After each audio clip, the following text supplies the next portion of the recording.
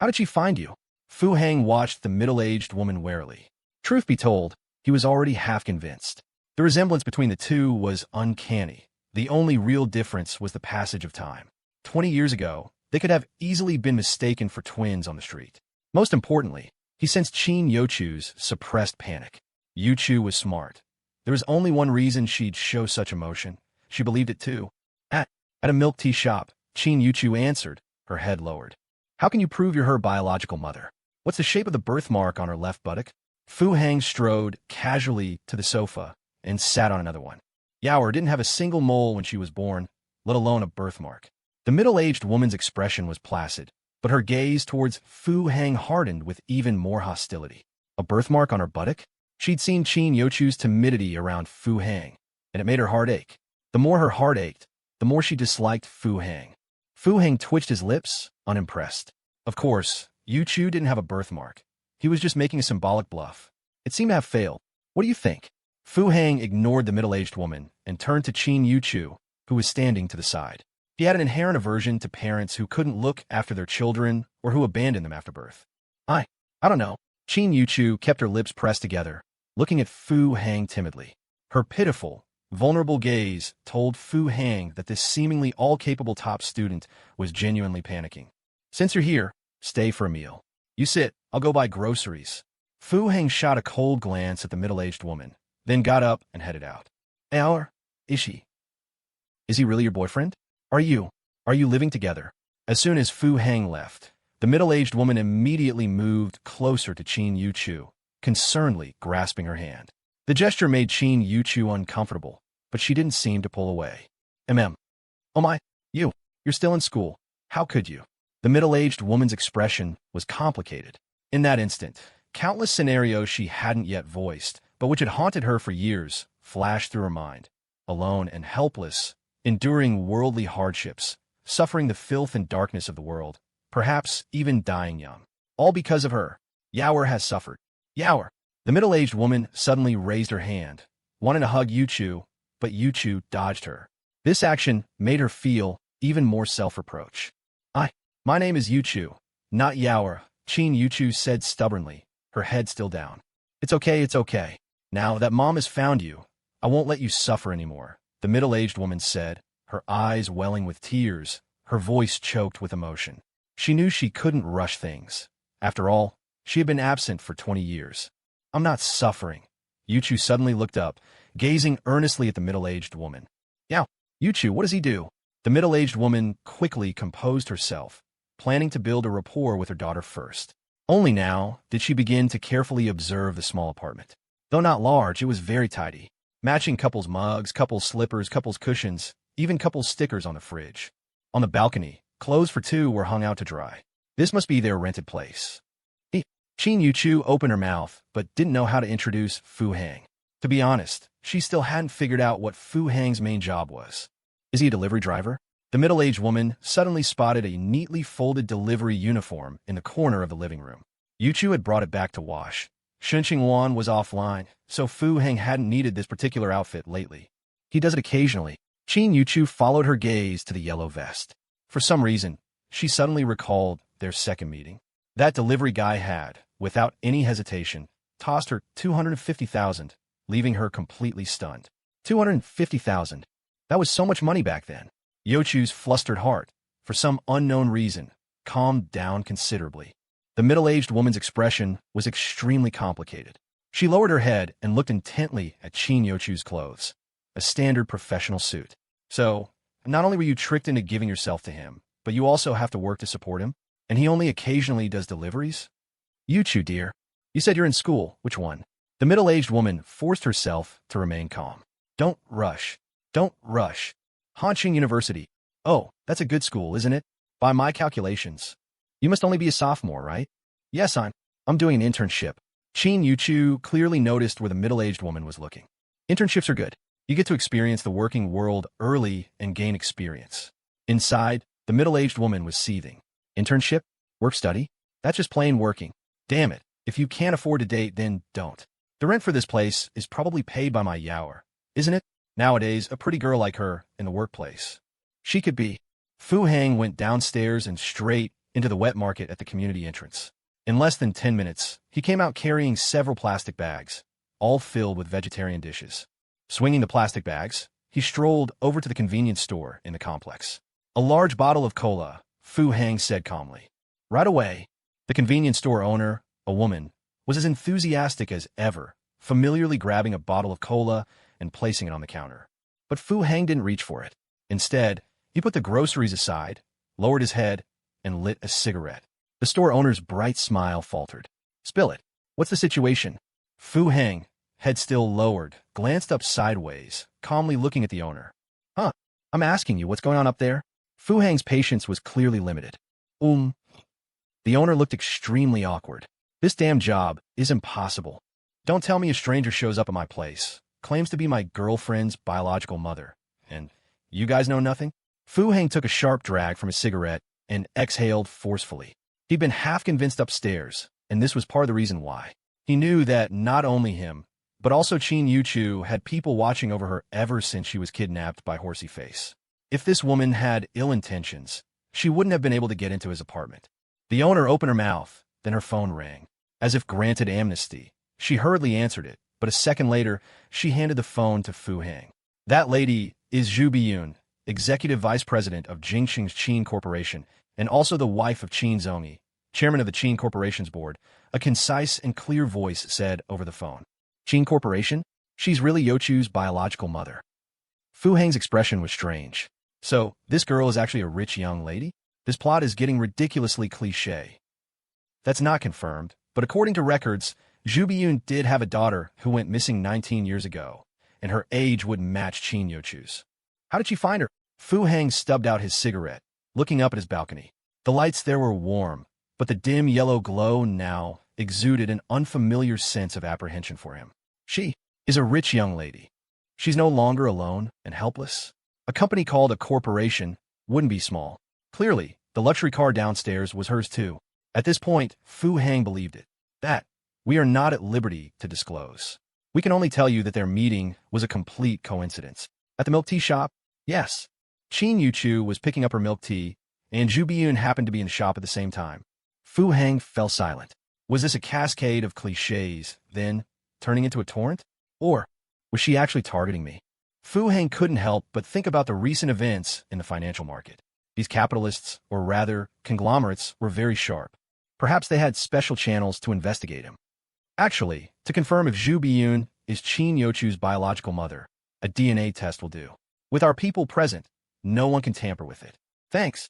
Fu Hang hung up, picked up the plastic bags with one hand, and grabbed the large bottle of cola with the other. The convenience store owner opened her mouth, then forced a smile. "Hey, you haven't paid yet. That large cola is 8 yuan. I have to log this, you know." Waiting for the elevator, Fu Hang's brow was deeply furrowed. But as the elevator doors slowly opened, Fu Hang, plastic bag in hand, almost dropped his Coke. When blazes was this? A maggot come to life? A maggot in a suit, standing upright? Weren't spirits banned from taking human form after the nation's founding? The person inside, who had been writhing suggestively against the elevator door, froze mid-gyration. They turned, stunned, looking at Fu Hang with a mixture of terror and embarrassment. Something to celebrate? Fu Hang's face twitched. He felt sullied, unclean. "Ah, Mr. Fu, hello." The man in the suit snapped to attention, nodding politely. Fu Hang raised an eyebrow, recognizing the person. "That real estate agent? Lu, is it? Sold another property?" Fu Hang ventured a guess. Only closing a deal could make a real estate agent dance like that in an elevator. A pity he hadn't known about this hidden talent before. "Thanks to your good fortune, Mr. Fu, the market's been doing well lately." Manager Lu quickly stepped out of the elevator, beaming. "Market's doing well?" Fu Hang wore a strange expression. He'd been living in this building for almost a month, and the occupancy rate was already impressively high. If not for the new supermarket downstairs, he wouldn't even dare let Yuchu take out the trash alone. "Hey, you must be busy." Manager Lu didn't linger on pleasantries, turning and leaving cheerfully. Fu Hang eyed that flamboyant, retreating figure suspiciously, feeling a sharp sting in his eyes. Damn it, he needed to get home and have Yuchu cleanse his vision. Opening his apartment door again, Fu Hang, face grim, walked straight to the kitchen. He tossed the newly bought vegetables onto the counter, then leaned against the range hood with a wry twist of his lips. Cook? Not a chance. His culinary skills were reserved for one person only. He wasn't yet prepared to cater to his mother-in-law. Sure enough, Qin Yuchu appeared in the kitchen a few seconds later. Get a DNA test. Get a DNA test. They both whispered in unison. Fu Hang smiled, but Qin Yuchu looked surprised. You're in a hurry too. Qin Yuchu bit her lip. She asked for it. Fu Hang read her expression again. MHM. She said she's already contacted the hospital. Qin Yuchu looked up at Fu Hang timidly. I'll go with you. No, I'll go by myself. You wait for me at home. Qin Yuchu suddenly became stubborn. All right, I'll make dinner and wait for you. Fu Hang nodded firmly, reaching for the apron hanging behind the door. MHM, I'll be back soon. Qin Yuchu gave a smile that was sweet, though perhaps only 70% so. Fu Hang kissed her on the forehead. He really wanted to go, but if Yuchu said no, he couldn't. With people downstairs keeping an eye out, there probably wouldn't be any major issues. Qin Yuchu left, along with Zhu Biyun, the woman who had only exchanged a few words with him. Apron on, Fu Hang paced to the balcony, watching the scene below from afar until the MBH drove away, and then he saw a black van exit the parking lot from another direction. You'd better really just be here to acknowledge kin, and it had better truly be a chance encounter. Fu Hang narrowed his eyes, his gaze icy. A few vegetable dishes didn't take long, but Fu Hang prepared them with flair.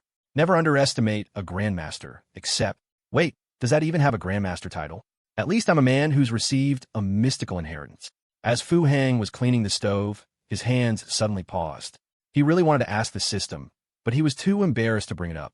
If you feel this will give you more motivation, I can tell you, yes. Nonsense. Am I the kind of person who needs that kind of validation? Fu Hang erupted, practically bristling with rage, a world-class temper, the best.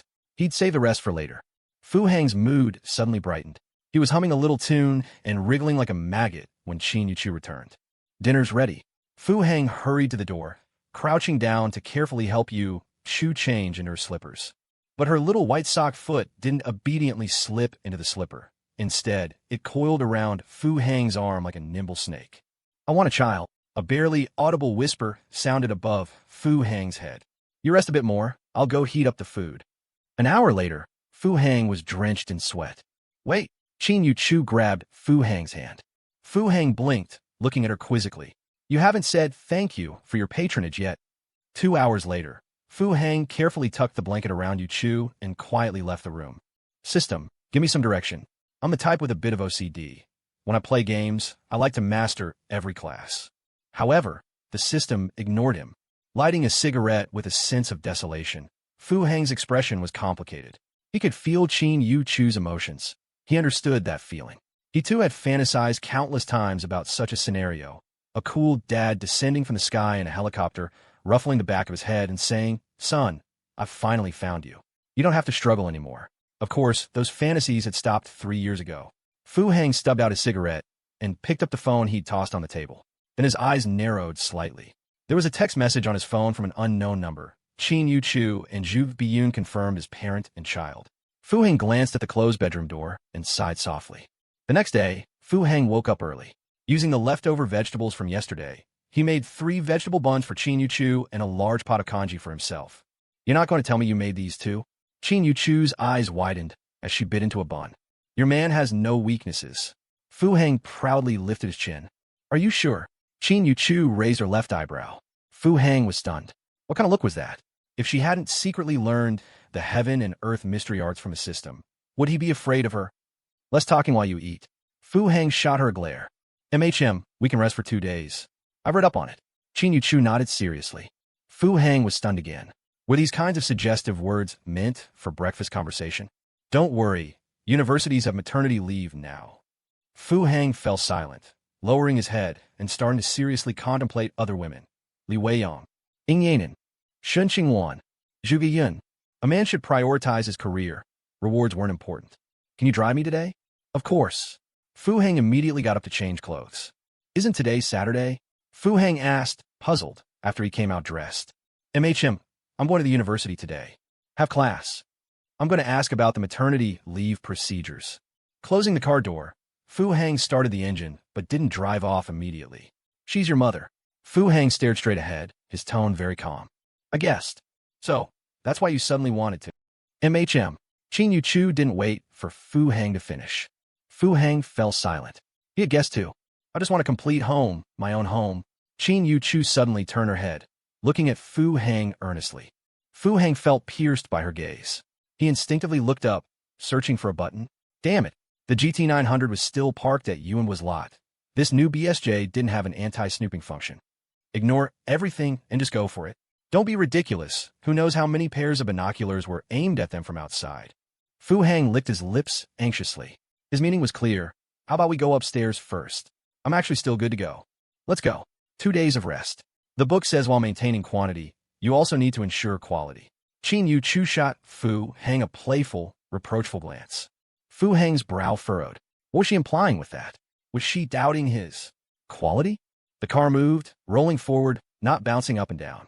Not long after Fu Hang's car left the residential complex, the extended MBH quickly drove in. Zhu Biyun anxiously opened the car door. She jogged a few steps, then took a deep breath to compose herself and adjust her pace. Early in the morning, she had received the test report. Just as she had expected, Yuchu was indeed her daughter, the child who had been swapped at birth 19 years ago. Soon enough, however, Zhu Biyun came downstairs, disappointed. Not home. Shouldn't she be anxiously waiting for news at home? Damn it. Yesterday, I was so worried about scaring my dear child by being too hasty that I didn't even leave a phone number. My poor child, suffering alone all these years. Now, not only has she been tricked and taken advantage of, but she also has to work to support that scumbag. At this thought, Zhu Biyun's expression turned exceedingly grim. You stay here. The moment my child returns, inform me immediately, she said to the driver in front, her face devoid of expression as she settled back into the car. Without any hesitation, the driver opened his door and got out. Meanwhile, the assistant in the passenger seat expertly moved into the driver's seat. Still the same response from Yuanhua? Zhu Biyun took a deep breath, trying to compose herself. Her trip to Hansheng wasn't accidental. She had come with the corporation's plans for its next phase. To be precise, she had her eye on several local businesses in Hansheng. Yuanhua Trading was at the top of her list. A recent cold winter overseas had allowed this little-known company to profit immensely. Zhu Biyun never believed in coincidences, especially after noticing Yuanhua Trading's subsequent operations. The young boss of Yuanhua either possessed extraordinary vision and scope or had an expert guiding him from behind the scenes. Sure enough, her investigations soon yielded the answer she sought. Professor Li was a project consultant for Yuanhua Trading. Zhu Biyun's interest intensified. The Qin Corporation's overseas expansion had always been a weak point. Leveraging Yuanhua's current momentum could be a novel way to open new avenues. At the very least, connecting with Professor Li through this opportunity would be entirely beneficial for Qin Corporation. Therefore, her plan was simple: invest in Yuanhua. Initially, it was just about collaboration, of course. But what she hadn't expected was that despite her, the distinguished executive vice president of Qin Corporation, visiting in person and showing utmost sincerity, Yuanhua's response was to schedule a meeting with Assistant Qin. Even for a small company in a minor city, didn't they understand the principle of equal reception? This was without even considering the vast difference in scale between their two companies. Had they gone mad? Just because they closed one deal? Just because Professor Li was backing them? Apologies, their reply states that all their current affairs are being handled solely by the CEO's assistant. The assistant was also speechless. She felt the local company was rather impolite, or perhaps insincere. In that case, you go negotiate with them. Zhu Biyun glanced up at the modest balcony and sighed softly. Truthfully, she wasn't in the mood for work right now. Finding her child on this trip was already the greatest reward. And Ganlu milk tea? Zhu Biyun averted her gaze and leaned back wearily against the seat. This was her second objective in Hansheng, Ganlu milk tea. The project had been flagged by her subordinates, but what caught Qin Corporation's attention wasn't Ganlu milk tea's current size or expansion rate, but its marketing model. After reviewing the data, Zhu Biyun shrewdly deduced that this was an entirely new marketing approach, one that might even evolve into a new business model in the coming years. Although she didn't fully grasp it yet, she had a hunch that this milk tea company could very well dominate the high-end beverage market in the near future. Zhu Biyun saw the potential in this new company. Moreover, she had seen through its operational model, relentless promotion, inflated valuations, and cyclical financing. Therefore, the earlier she invested, the greater the returns. Even if she didn't get the first sip of the soup, once she gained control of the company and held a majority stake, wouldn't Ganlu milk tea's subsequent marketing strategies be hers for the taking? Marketing strategies could be replicated. I've already scheduled a meeting with CEO Li of Ganlu Milk Tea for 3 o'clock this afternoon. However, It seems they currently have no plans for financing, the assistant replied cautiously. Inform them I have some time now. We'll head over immediately. Zhu Biyun glanced at the balcony again and waved her hand impatiently. She needed to quickly finalize her work matters. Afterward, she wanted to spend quality time with her child and figure out how to persuade her to leave that low-life scum and return to Jingsheng with her. Last night, even before the results were out, she had asked someone to make inquiries at Hanqing University. Her child was indeed a sophomore at Hanqing University, and apparently, her grades were quite good. Hanqing University was certainly a top-tier institution, but how could its educational resources compare to those in Jingsheng? Most importantly, she couldn't let her child continue to suffer. As for Ganlu Milk Tea having no intention to seek financing, that was only because they hadn't heard her offer yet. Having just made a killing in the overseas financial markets, she was full of confidence. As her car reached the entrance of the residential complex, it passed by a small car going the other way. Zhu Biyun, who had been gazing absently out the window, paused, her eyes following the passing car with a hint of surprise. What a uniquely elegant woman. Is this what they mean by her scholarly grace shines through? Zhu Biyun marveled inwardly. As they passed, she had seen the woman sitting in the other car. She looked older than Zhu Biyun, but possessed a serene, gentle grace, calm as still water, the likes of which Zhu Biyun had rarely encountered even after years of navigating the circles of Jingsheng's elite women. Could this be her child's neighbor? Zhu Biyun stared at the car's taillights, a surprised look on her face. The car the woman was in was very ordinary, the kind of basic vehicle costing around 100,000 yuan, suggesting a modest family background, or perhaps it was simply a ride-hailing car. With such modest means, how could she cultivate such a scholarly air? A Hualala van, following the small car, blocked her view. She sighed inwardly. Her emotions were indeed unsettled to be so affected by a passerby, and an older woman at that. At the entrance to Qin Yuchu's apartment building, the woman who had astonished Zhu Biyun opened her car door.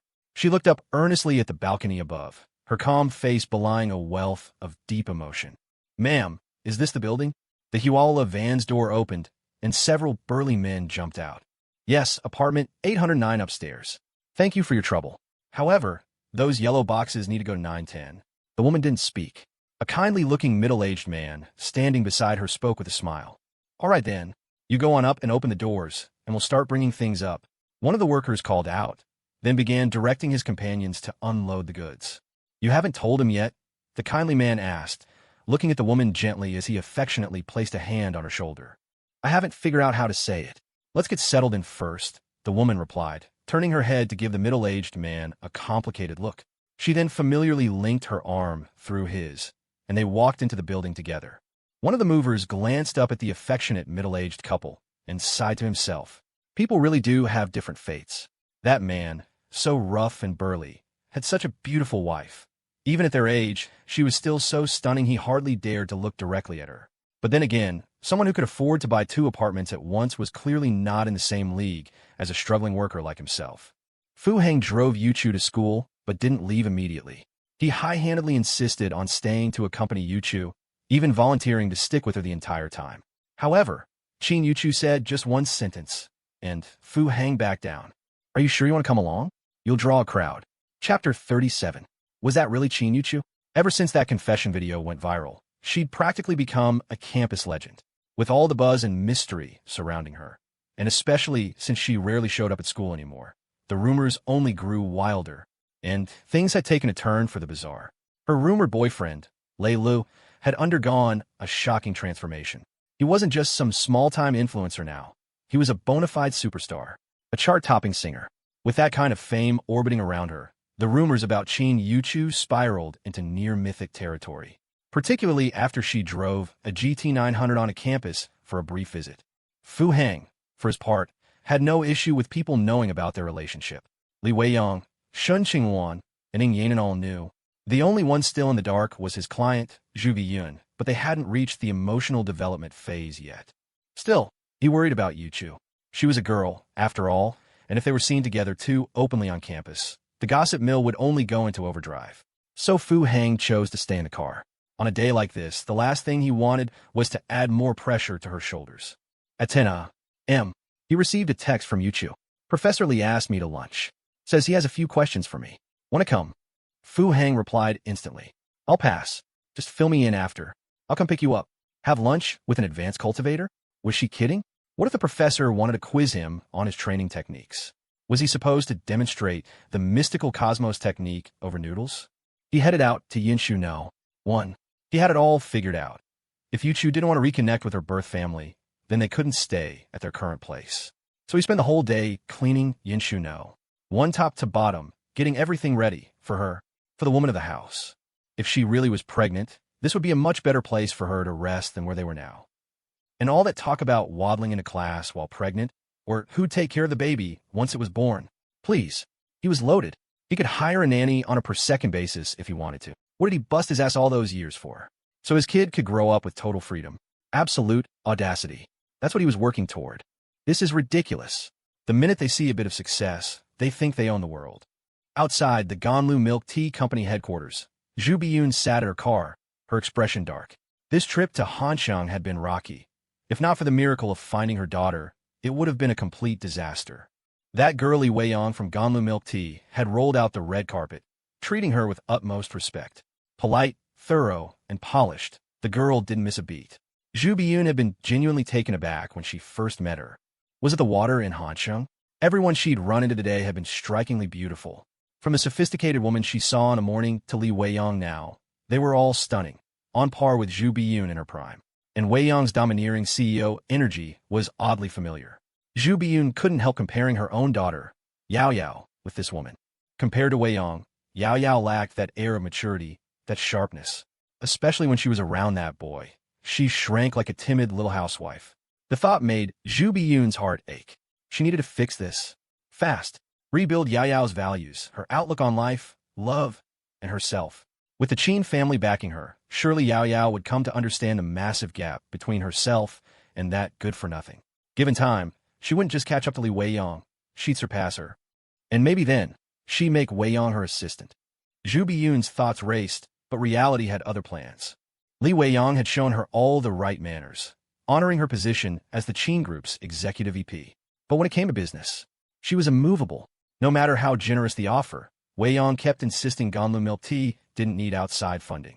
At first, Zhu Biyun thought it was a negotiation tactic, so she raised the price, again and again, until she hit her absolute limit, way above market value.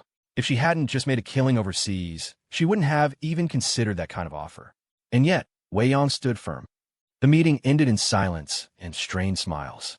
As Zhu Biyun got in her car, her face remained pleasant, but her heart burned with resentment. Copy their model. Immediately. Clone one of their products. They don't want investment? I'll have her crawling back to beg. She slammed the door shut, eyes narrowed at the building.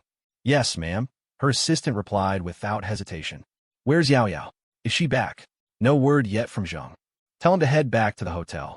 I'll go change and pick up a few things. We'll visit tonight. Zhu Biyun paused. A painful image filled her mind. Yao Yao in a stiff office suit, bowing and scraping to co-workers, tolerating harassment at work. Her chest tightened. This had to stop. Now, Yao Yao needed to come home, to start over. But she knew it couldn't be rushed. Everything her daughter had lost, Zhu Biyun would repay 1,000-fold. She hadn't even told the old man at home. She was afraid the news would be too much for him. At 3 p.m., Fu Hang texted Yuchu. She replied, Professor Li's making me catch up on lessons. Fu Hang smacked his lips, didn't respond, and headed to the supermarket. If an advanced cultivator was willing to give her personal tutoring, the last thing he wanted was to be a burden. A real man had to handle both the bedroom and the kitchen. When mid lane loses control, the only way to salvage the match is to roam smart. Boost the team's KPIs, raise the endgame rating. Yeah, they had a 2-day break, but last time she said she needed 3 days off, she ended up doing 2 overtime matches that same night. That kind of fighting spirit, you can't just switch it off. That guy was still drooling for a reason. Wait, did that whole thing really blow over? Shin Bureau never came looking for him. Or maybe he just overthought it. Was the shopkeeper downstairs afraid he'd skip town? Lost in thought, Fu Hang returned with a big bag of groceries. But the moment he stepped out of the car, he frowned. At the building's entrance, cigarette butts were scattered everywhere. He walked straight to the convenience store. Something up? He asked, nodding toward the cigarette display. 25, the owner said, eyeing him cautiously. Fu Hang rolled his eyes and paid by scan. Come on, he had so much money now, he couldn't even count it. You think he was in a stiffer for a pack of smokes? Zhu Biyun was here this morning. You weren't home, so she had her driver wait downstairs. They just left, the shopkeeper said, smiling, though the smile quickly turned awkward. You think we're your doorman now? Thanks. Fu Hang waved her off and grabbed a lighter on his way out.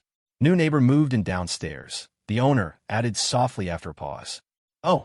Fu Hang turned, placed a bag of groceries on the counter, and lit a cigarette.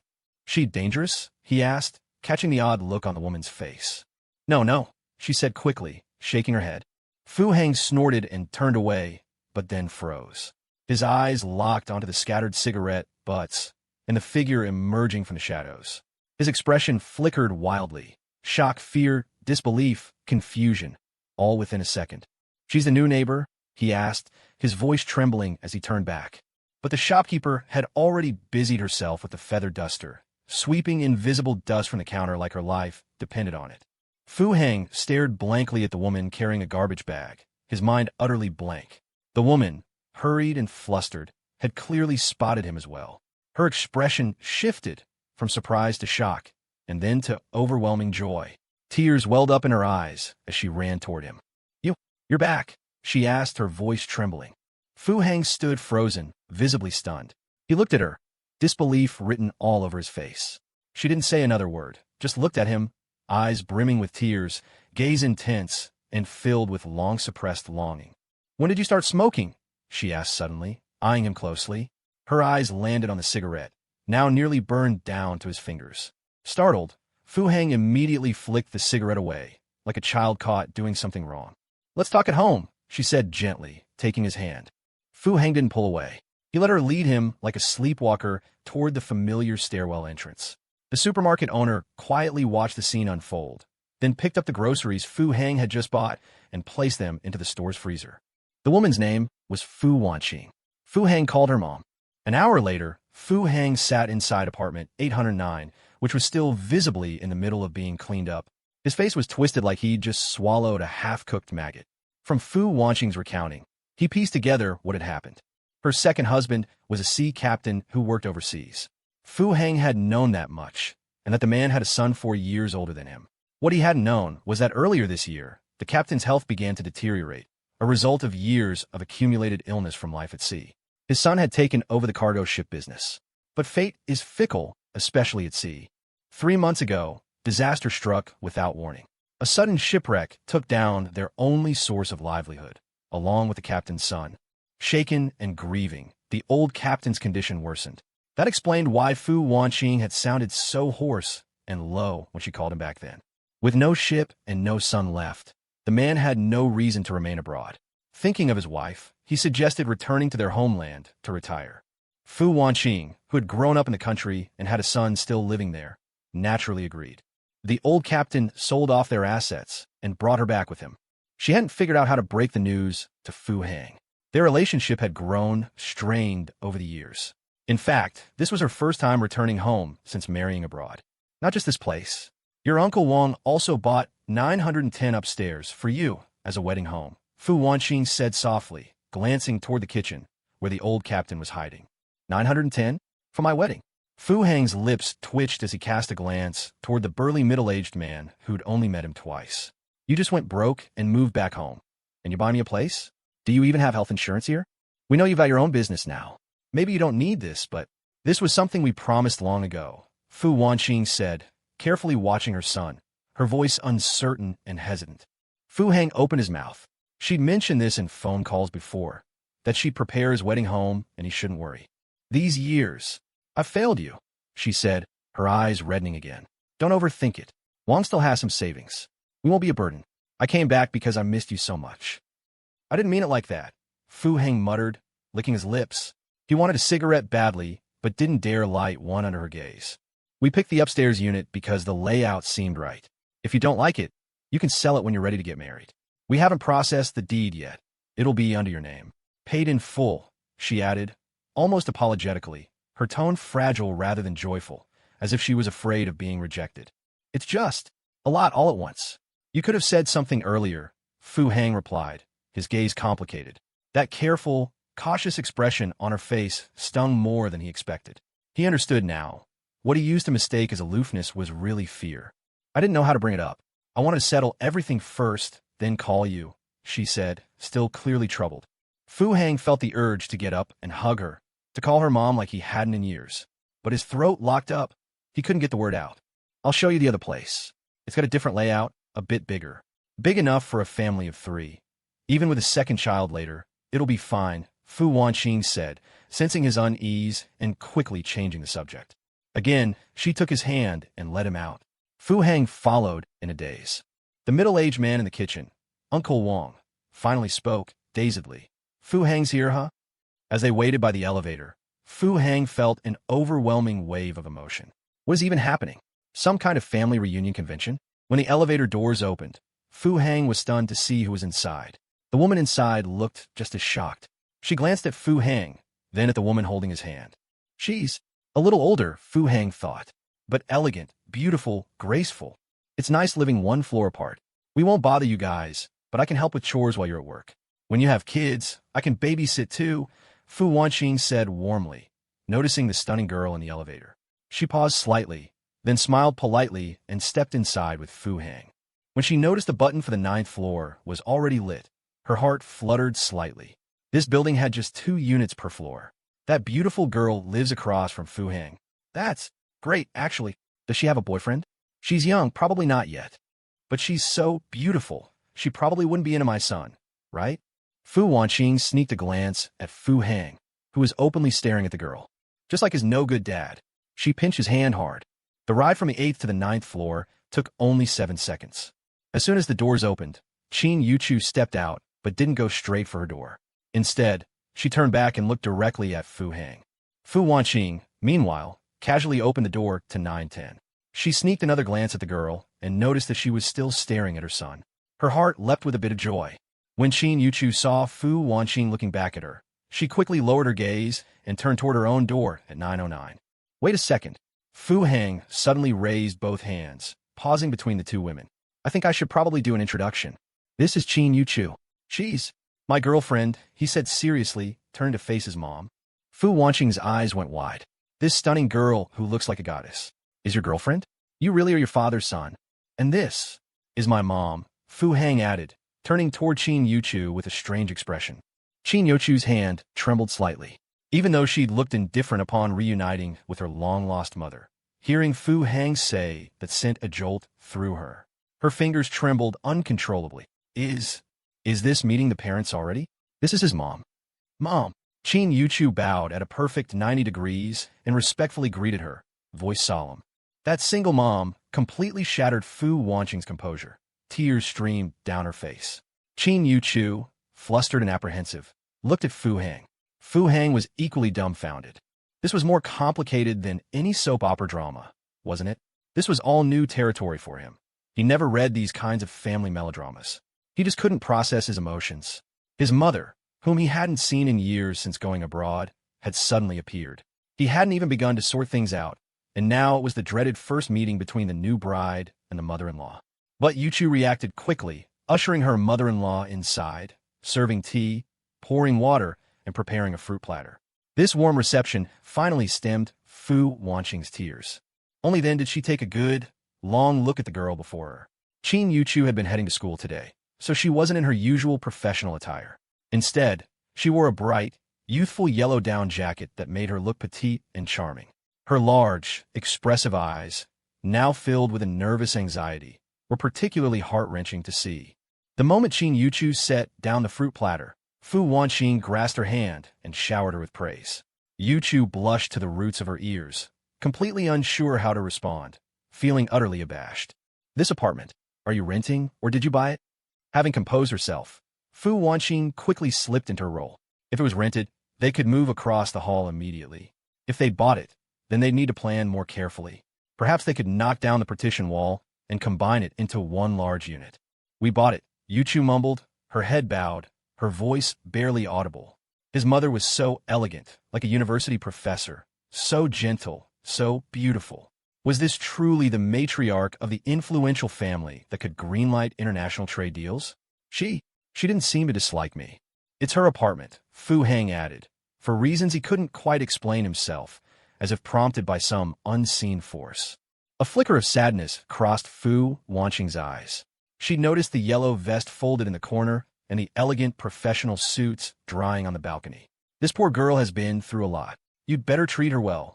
Qin Yuchu's shoulders trembled. Fu Hang saying that. Was he trying to hide her background? At this moment, Qin Yuchu hadn't yet connected herself with the identity of the Qin family's young miss. She was still that unfortunate child with a gambling father, an ailing mother, and a mischievous younger brother. What a coincidence. I bought the apartment across the hall. Oh, and the one downstairs, too. I'll be living downstairs from now on, in 809. Fu Wanqing felt this might score some points for her son. She observed the apartment. Its layout was identical to the one she had just purchased. But honestly, it was even neater and better kept than she had imagined. She doubted even she could manage it this well. She knew her son's habits all too well. She used to have to tidy his desk 3 times a day. Clearly, all this was the girl's doing. What a wonderful girl. The stereotypical evil mother-in-law in her want to find fault with this new daughter-in-law. But she simply couldn't find any. Young, beautiful, sensible, virtuous. And from a decent family background, it seemed. You're Yuchu, right? Look at me. I didn't even prepare a meeting gift. Fu Wanqing suddenly looked troubled. She wasn't in the habit of wearing jewelry and had nothing of value on her. She couldn't produce anything suitable on the spot. Auntie, there's no need, really. Fu Hang and I. Yuchu squirmed, remembering that abrupt mom from earlier. She felt mortified. What girl rushes to call some mom like that? Would it make her seem frivolous? Prominent families probably cared a lot about such things, right? Tell. Uncle Wong not to bother. I bought groceries. Your place isn't set up yet, so come up and have a quick bite with us. Oh crap, my groceries. I need to run downstairs and get them. I left them at the supermarket. Fu Hang beat a hasty retreat, needing a moment to compose himself.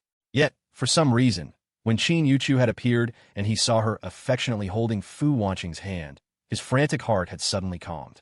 The confusion and disarray he'd felt in 809 moments ago were gone. He even buys groceries? Fu Wanqing asked, astonished, after Fu Hang had left. Yes, he usually does all the grocery shopping, Qin Yuchu said, lifting her head proudly. Fu Wanqing raised an eyebrow. Usually? So, they were living together?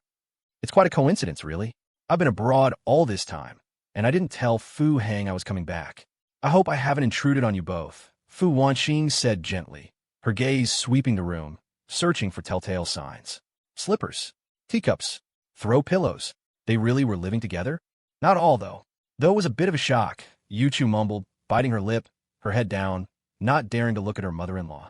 Oh, by the way, my downstairs apartment has the same layout as yours. But I just moved in today and haven't had a chance to unpack. Could you show me around your place? Eaches. A little messy, Qin Yuchu said, shrinking slightly as she stood up from the sofa. But Fu Wanqing still held her hand. As they entered the bedroom, Fu Wanqing's brow furrowed slightly. As an experienced woman, she naturally recognized that particular scent. Qin Yuchu's face instantly turned crimson. She was so embarrassed she wished the earth would swallow her whole. They had been gaming in duo queue all night, and then she'd fallen fast asleep and rushed out early in the morning, without any time to clean up the battlefield. Fortunately, that wasn't what Fu Wanqing was interested in seeing, and she quickly retreated from the bedroom. When Fu Hang returned, the 2 women were already busy in the kitchen, one rinsing rice, the other washing vegetables. The ingredients were from the refrigerator's stock. The scene was incredibly harmonious. Fu Hang stood at the doorway for a long time, the agitation he'd tried to quell with 2 cigarettes stirring in his heart once more. This was life, wasn't it? The kind of life he had never dared to hope for. Suddenly, all the out parties and nightly revelries seemed to lose their appeal. He suddenly remembered, years ago, scrolling through short videos and seeing those rich kids who were into extreme sports. Back then, he'd thought, you stand at the pinnacle of life, mocking death's impotence, while I stand on the brink, struggling just to survive. You live to risk your lives. I risk my life just to live. That was one of the reasons he later resolved to become a sycophant chasing worldly pleasures. But now he suddenly felt the meaning of risking his life to live in a new way. Like the rice-washing water Fu Wanqing splashed as she rinsed the rice. It lacked the rich aroma of red wine or the refreshing clarity of fine tea. Yet in its cloudiness, it carried the essence of everyday life, the simple, unadorned flavors of the mortal world. Why don't you 2 go sit down? I'll take care of this, Fu Hang said with a smile, walking into the kitchen with a plastic bag. Fu Wanqing had actually been secretly observing Qin Yuchu. In her mind, a girl like this should be the type whose delicate hands never touched housework. But to her surprise, those slender, unmanicured fingers were remarkably deft and efficient at chores. The option of them regularly hiring a housekeeper was mentally crossed off her list. Hearing her son's words, she paused, looking at Yuchu with surprise. But Yuchu simply washed her hands deftly and walked out, as if it were the most natural thing in the world. He can cook too? Fu Wanqing was genuinely stunned. And it's delicious, Qin Yuchu exclaimed, her eyes wide with emphasis. Fu Wanqing looked at Fu Hang in disbelief, trying to read something on his face. But the next moment, Fu Hang rolled up his sleeves and expertly began to prepare the freshly bought crucian carp. Watching his skilled movements, Fu Wanqing's eyes suddenly reddened. What had her son been through all these years? The freedom she had wanted to give him. Had he truly enjoyed it? Leaning on Qin Yuchu for support, she numbly sat back down on the sofa. Listening to the rhythmic sounds from the kitchen, her eyes flickered with emotion. Qin Yuchu, however, didn't notice Fu Wanqing's turmoil. After helping her to the sofa, she guiltily slipped into the bedroom. She needed to quickly cleanse the battlefield and send countless tiny casualties on their way. As the aroma from the kitchen began to fill the air, Fu Wanqing's expression grew increasingly complex. A thought suddenly struck her. Her son. Could he be the one being kept? During her earlier, careful tour of the apartment, she had noticed that the girl clearly had significant spending power. She'd seen many designer clothes in the closet, and the everyday items, while not ostentatious, all bespoke refinement and quality. This girl's family background was clearly not ordinary. A live-in son-in-law? She had never worried about her grandchild's surname, as Fu Hang himself had taken her surname.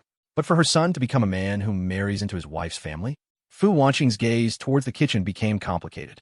Inside the terminal of Hanxiang International Airport, a limping man in a trench coat slowly emerged. He was alone, without even any luggage. An airport ground staff member, noticing his difficult gait, thoughtfully approached to offer assistance, but he declined with a smile. The limper's smile was gentle, a stark contrast to the weathered wrinkles on his face. The staff member felt a warmth from his smile and politely watched him depart. But as the limping man walked out of the airport exit, the staff member's expression froze, a flash of astonishment in their eyes. Outside, 2 rows of burly men stood against the wind. Upon seeing the limper, they bowed in unison. A big shot? The staff member's mouth twitched. Did that warm smile truly belong to this figure? Is the accommodation arranged? The limper didn't get into a car, instead gazing with a complex expression at the bustling city lights in the distance. As per your request, we've bought the 2nd floor of that building.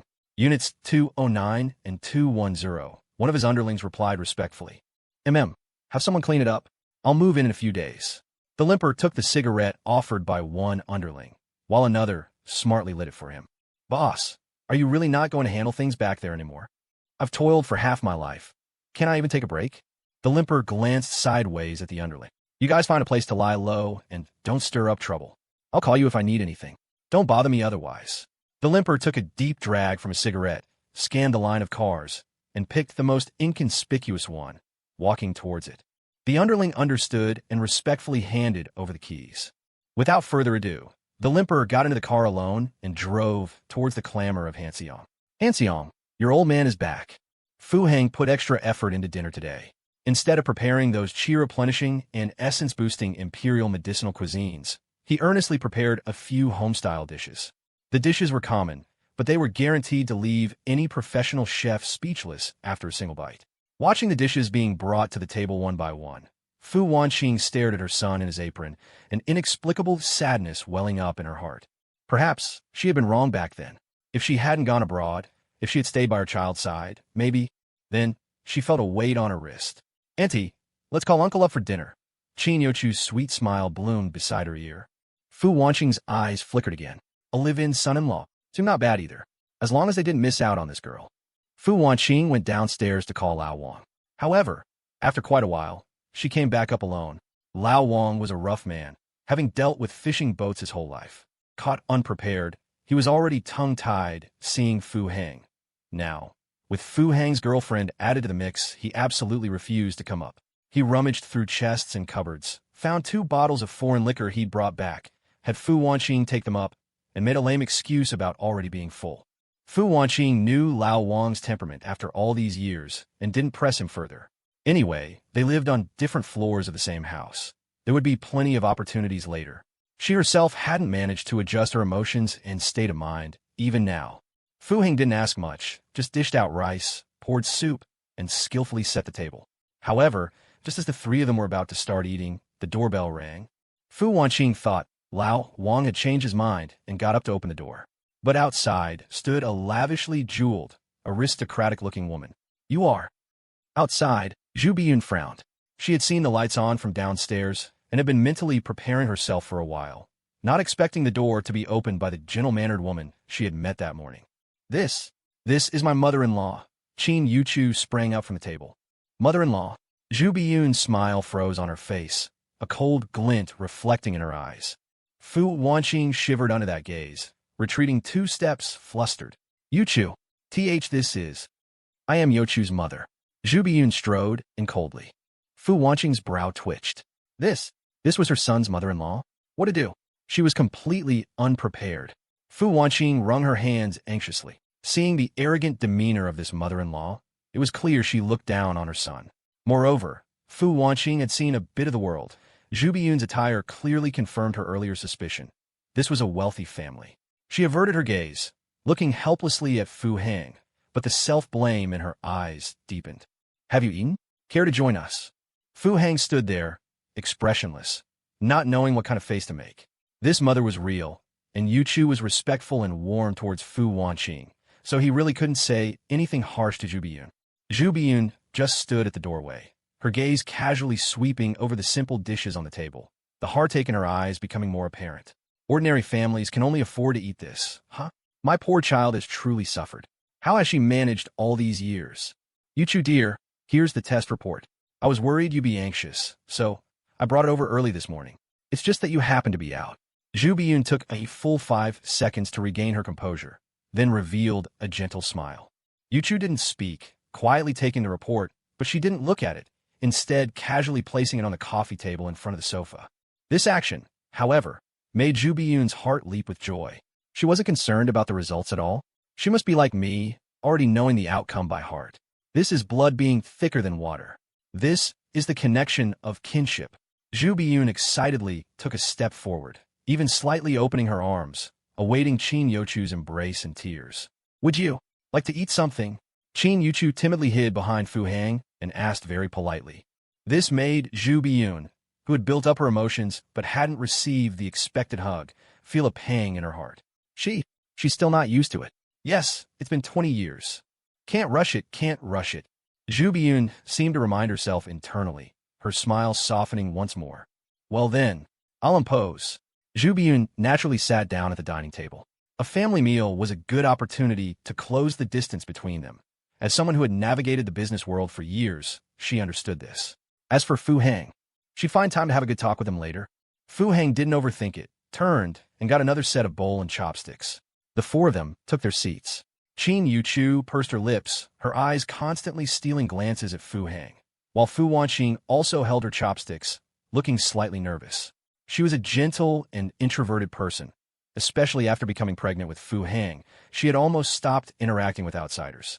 Her second husband was a rather clueless fellow, and their life together was one of mutual respect, almost formal in its courtesy. The reserved Fu Wanqing, suddenly faced with her son's mother-in-law, really didn't know how to make small talk.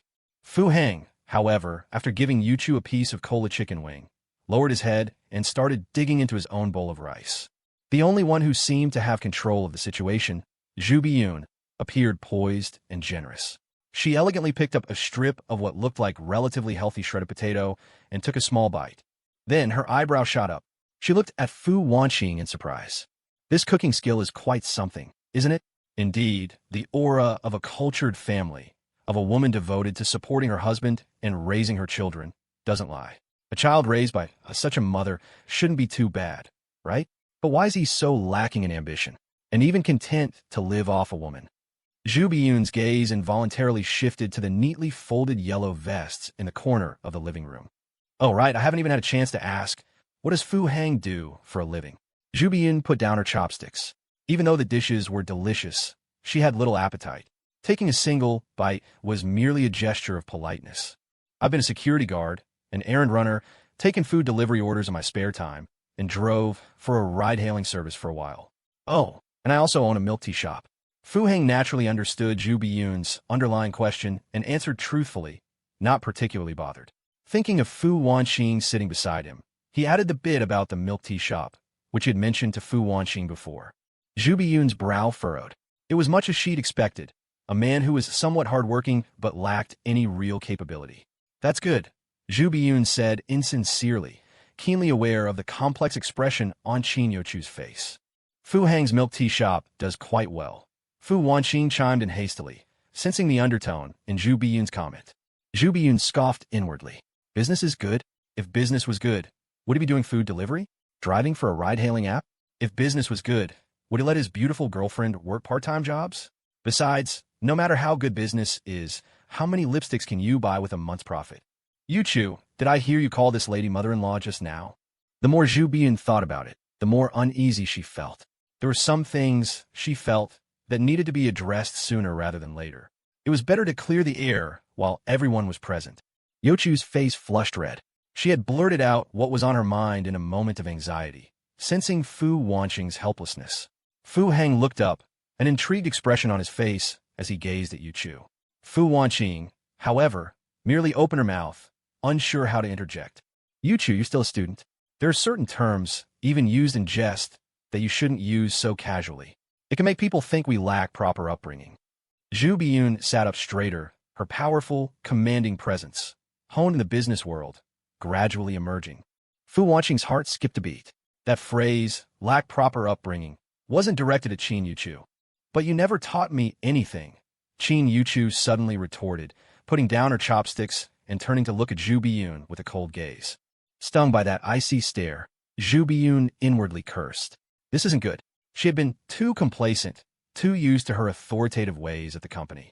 Looking at the current situation, it was clear Yuchu felt closer to Fu Heng and his mother. As for herself, a mother who had only met her daughter for the second time, there was absolutely no emotional foundation between them. Right now, she was the outsider. It's Mom's fault. Mom will do everything she can to make it up to you. Zhu Biyun's eyes suddenly reddened, and she reached out to take Yuchu's hand, which was resting on the table. But Yuchu deftly picked up her chopsticks, selected a piece of pork rib, and placed it in Fu Wanxing's bowl. Auntie, try these ribs. They're my favorite. That gesture nearly made Fu Wanxing lose her composure again. This girl, had she truly set her heart on her son? To speak to her own mother like that? Their mother-daughter relationship didn't seem very good at all, did it? Zhu Biyun said no more, tactfully picking up her chopsticks again.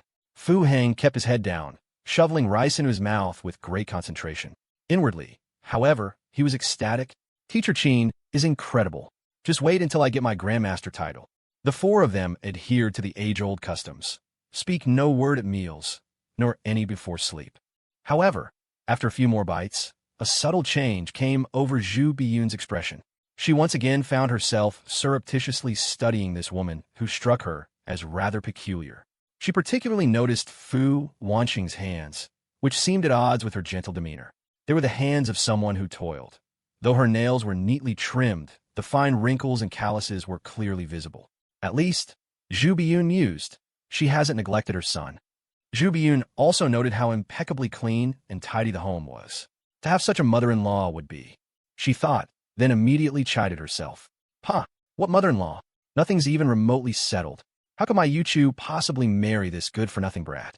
The four of them ate quickly. Once they had all tacitly put down their chopsticks, Fu Wanxing naturally began to clear the table. Qin Yuchu started to get up to help, but Fu Heng stopped her. Yuchu obediently sat down on the sofa. Zhu Biyun tried to strike up a conversation several times, but made no headway against Yuchu's perfunctory replies. She understood then, this would be a long process. She couldn't rush it. For example, she first needed to let Yuchu adjust to her identity as the young lady of the Qin family. Yuchu, this is Mom's first time in Hansheng. Are you free tomorrow? Could you show Mom around? I have class tomorrow, Qin Yuchu replied evenly. Then when will you be free? Mom will be in Hansheng for a few more days. I actually came this time to acquire a few companies here. If you don't want to go back to Jingxing with Mom, you could stay here and help manage these companies. Zhu Biyun dropped this hint seamlessly. Monday, I suppose. I don't have class on Monday afternoon. Qin Yuchu answered quietly after a moment's hesitation, looking down. All right then. I'll have someone pick you up on Monday afternoon. Oh, and give me your phone number. Yuchu recited her number. And Fu Heng's number? Zhu Biyun asked, smiling at Fu Hang. Qin Yuchu looked up at him. Fu Hang just shrugged indifferently. Yuchu then gave Fu Hang's work phone number. Yuchu, take this. You won't have to work so hard anymore. Don't bother with the internship. Your priority now is to study. When you graduate, Mom will arrange for you to work at any company you like. As she spoke, Zhu Biyun took a card from her bag and gently placed it in Yuchu's hand. And no, I don't need it. Qin Yuchu instinctively tried to refuse. Yuchu, Zhu Biyun shot her a reproachful glance. This is just some pocket money. She firmly pressed Yuchu's hand down, holding card. She had audaciously deposited 10 million into this account. When a college student suddenly finds an extra 10 million in her account, would she still be interested in a milk tea shop owner who also works as a deliverman? Zhu Biyun mused. One should never test human nature with money, let alone love. She had her own plans and her own pace for them. Yuchu stopped refusing and gripped the card tightly. She was very smart. For the second time, she felt that genuine, unconditional care and concern. Zhu Biyun was sincere. She truly wanted to make things up to her. Take the meal earlier, for instance. Zhu Biyun hadn't really wanted to eat, but she had compromised simply to bridge the distance between them. Yuchu could also tell that Zhu Biyun looked down on Fu Hang, but for her sake, she had concealed it well. Zhu Biyun knew when to quit while she was ahead. She left behind an expensive set of cosmetics she had bought, bade them a polite farewell, and maintained a perfectly composed demeanor. Meanwhile, Fu Wanqing, having finished tidying up, gave Fu Hang a deep look, then wiped her hands and prepared to leave as well. The amount of information she'd had to process that day was simply overwhelming. She still felt completely dazed. Auntie, you just moved here, and you've also just returned to the country, right? You must have a lot of things to buy. Qin Yuchu said as she walked Fu Wanqing to the door. Yes, there are a few things I need to get. Then how about I go with you tomorrow? Qin Yuchu smiled sweetly. But, don't you have class tomorrow? Fu Wanqing was visibly moved. She had overheard their conversation from the kitchen. My grades are excellent. Right, Fu Hang? Qin Yuchu looped her arm affectionately through Fu Hang's. The teachers at school would probably have an easier time if she skipped class, Fu Hang said, tilting his chin up proudly. Do you remember Zhang Xiaopeng? 10 of him wouldn't be enough for her to handle. Zhang Xiaopeng, the neighbor's kid, who had dominated his entire childhood. Fu Wanqing's eyes reddened slightly. She nodded earnestly. Of course, she knew why Qin Yuchu was acting this way. That brat son of mine, she thought fiercely. If you ever dare to mistreat Yuchu, I'll skin you alive. It was a peaceful, serene, and tranquil night in room 909. The two of them nestled quietly together, warming each other's fluttering hearts. By unspoken agreement, neither asked about the other's mother or family. They both sensitively perceived the other's confusion and apprehension regarding mother's, family, and even kinship itself. But in room 809, Fu Wanqing couldn't sleep. Not having seen him for several years, her son had given her too many shocks. He had changed, matured, grown up. He'd learned to smoke, and surprisingly, he even knew how to cook. The way her son smoked, it was so much like him. Turning her head, Fu Wanqing looked at Lao Wang lying beside her. Lao Wang was very good to her, even better than he had been back then. Since marrying Lao Wang, their life had truly been one of mutual respect and consideration. He had never even spoken a harsh word to her. While he didn't exactly cater to her every whim, the genuine care he showed her, stemming from the heart, was something Fu Wanqing hadn't experienced in half a lifetime. What that other man had left her was passion and impulsiveness, a reckless abandon, heedless of consequences. That was love, wasn't it?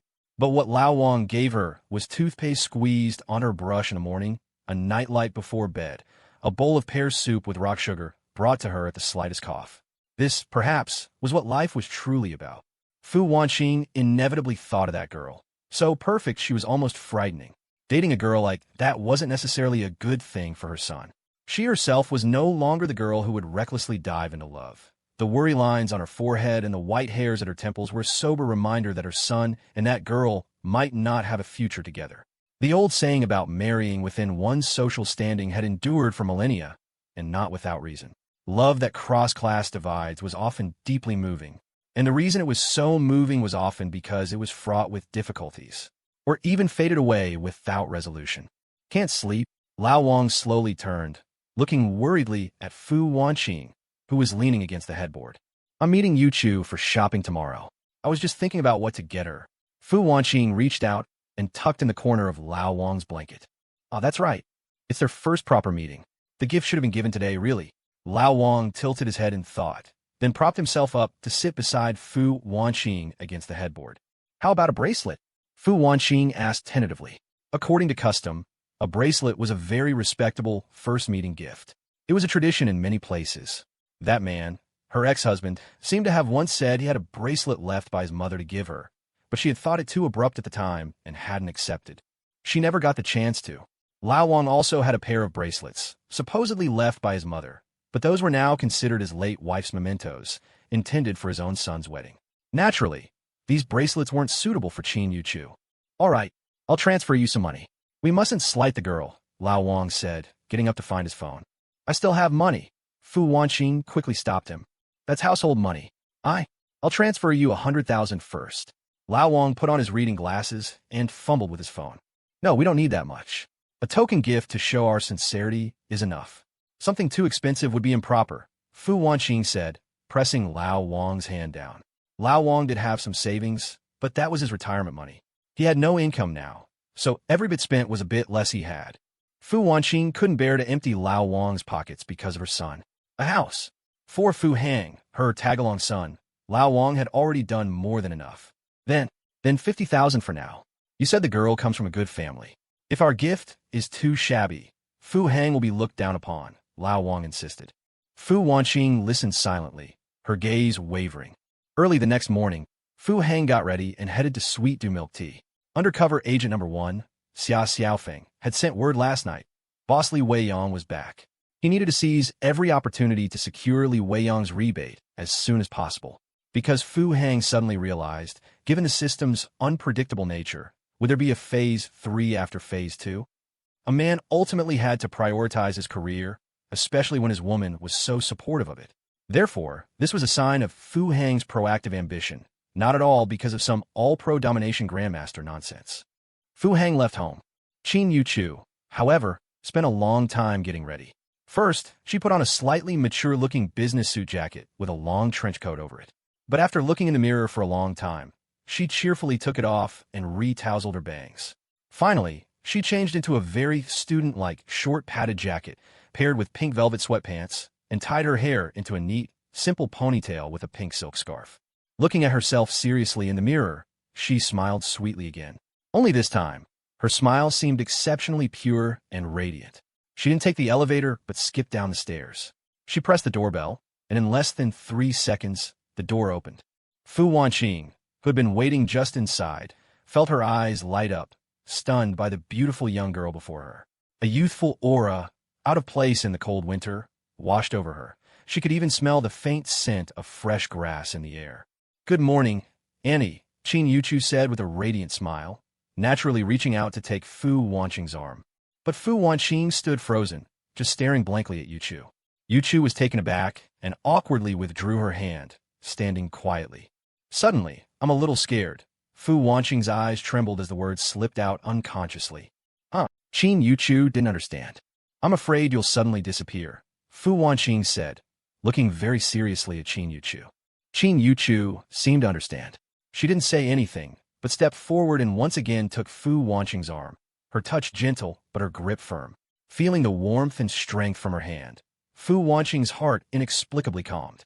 If he dares to marry me, I dare to marry him today. Qin Yuchu suddenly leaned close to Fu Wanqing's ear and whispered. Fu Wanqing started, staring blankly at Yuchu. Her large eyes twinkled, lively and cute, yet held an unprecedented seriousness. This girl, she wasn't just trying to humor her. What on earth do you like about him? Fu Wanqing began to feel sorry for Qin Yuchu. This scene, didn't it feel familiar? 20-some years ago, there had also been such a naive and romantic girl who had thrown herself recklessly at that man. But in the end, I don't know. I just like him. I like him to my very core, Qin Yuchu said, not a bit shy, boldly declaring her love even in front of her boyfriend's mother. But liking can change, Fu Wanqing said, her tone subdued as she thought of the attitude the girl's mother had inadvertently revealed yesterday. I've never asked for much. As long as my expectations are low enough, I'm not afraid of losing. Besides, loss is relative.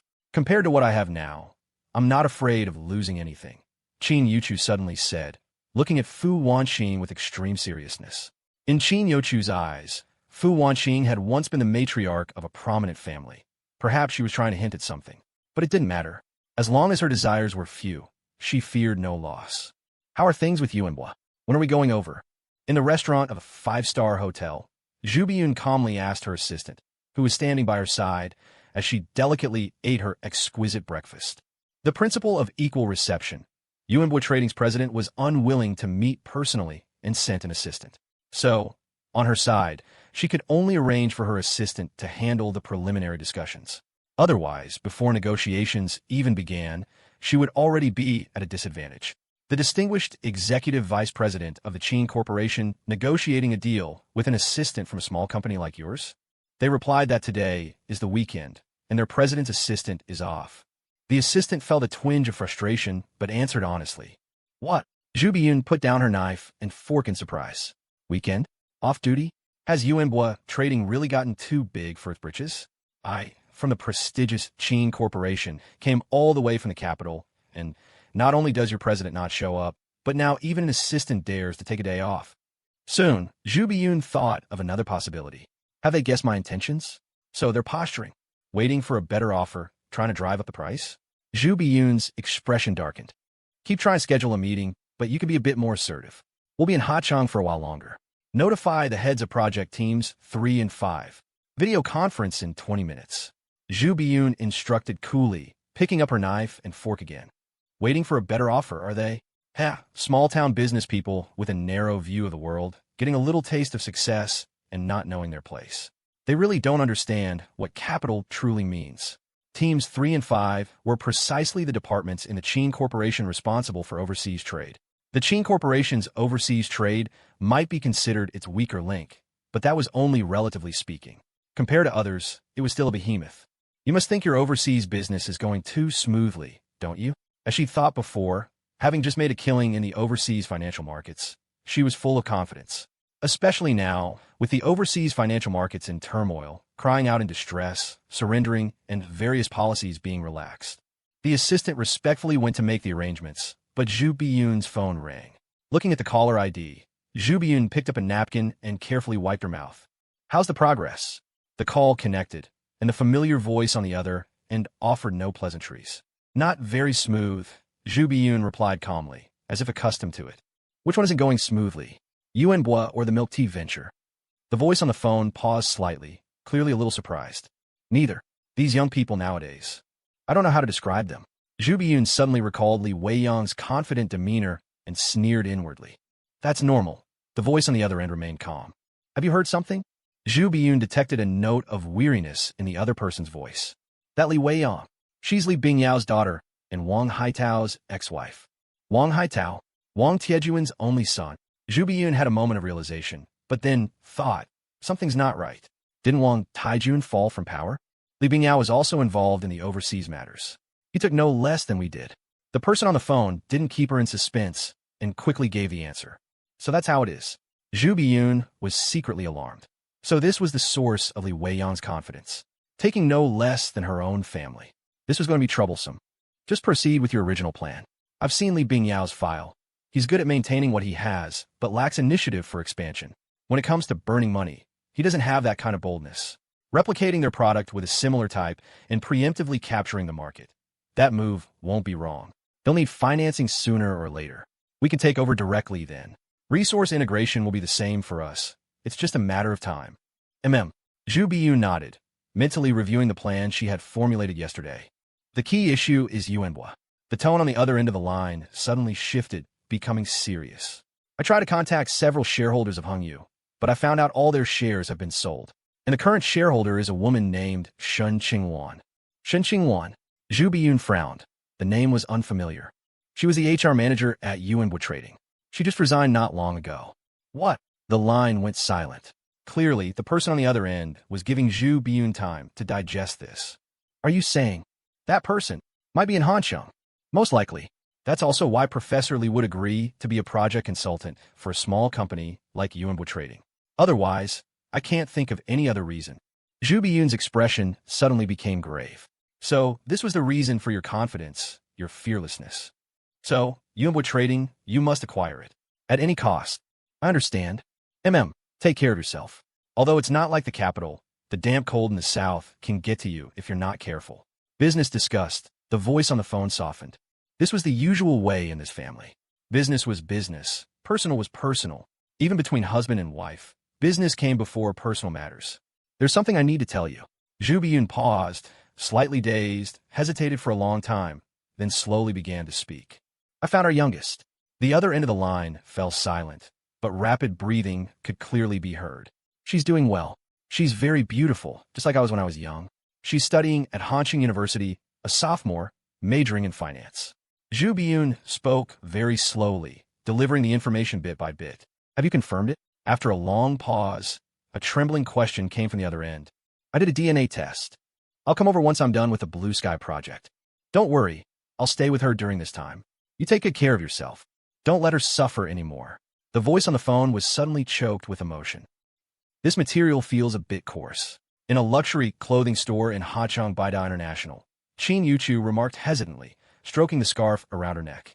She felt like she had misjudged. This former matriarch of a wealthy family was completely different from what she had imagined.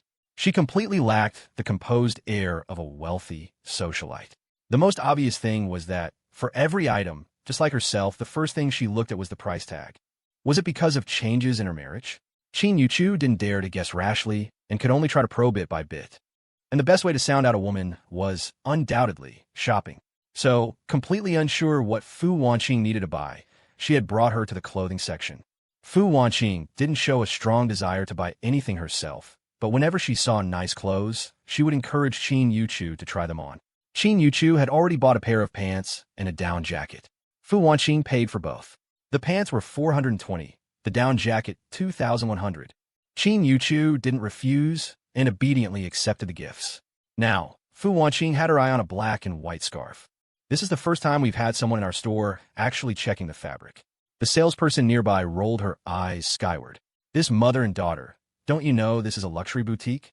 People who come here only look at the brand label, okay? Who cares about the fabric? Pilling after a few washes? Don't tell me you actually plan to wash it. If not the fabric, then what? Qin Yuchu turned her head in surprise, looking innocently at the sales assistant. The sales assistant pursed her lips, not bothering to reply. She'd sized them up the moment they walked in. This mother and daughter duo were dressed in cheap, street stall clothes. Though they were stunningly beautiful, they were probably just here to take photos to post online. Dealing with them would be a complete waste of time. If you don't like it, we could check another store, Fu Wanqing said with a smile. She had already sensed the sales assistant's disdainful attitude, and after seeing the scarf's price, she secretly regretted coming in too. She hadn't actually been shopping for a long time, especially being abroad where she was unfamiliar with the place and people. She wouldn't usually go out of her way to browse bustling shops. Consequently, she didn't recognize any of these brands. No, I'm genuinely curious. A 12,000 scarf. If not the fabric, what are you paying for? Qin Yuchu persisted, looking at the sales assistant with a playful glint in her eyes. We sell fashion, trends, and taste. Of course, 12,000 is a bit steep, but we give a free keychain with the scarf.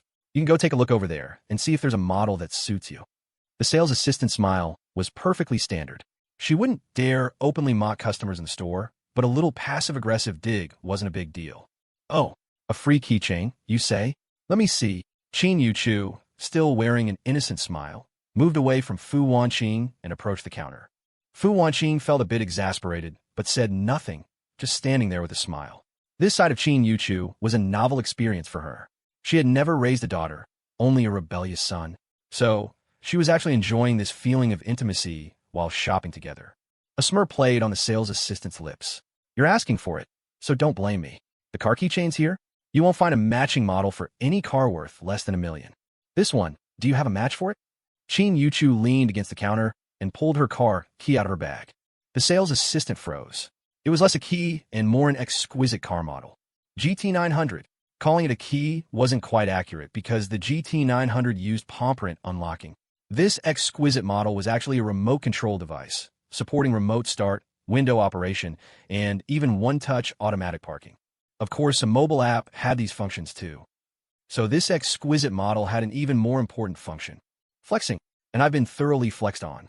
The sales assistant groaned internally. Apologies, we don't have a matching model at the moment, the sales assistant suddenly explained respectfully. As if we would. How could you find a keychain specifically for showing off a globally limited edition sport car out here? Then your brand isn't all that great, huh? Yuchu tilted her head innocently, glancing disdainfully at the brand logo displayed prominently. I will carefully record your valuable suggestion and report it to the company.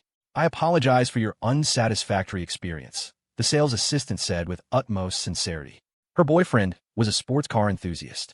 He'd accidentally seen this car on the road a few days ago and had been raving about it to her for ages, even making her watch long videos of it.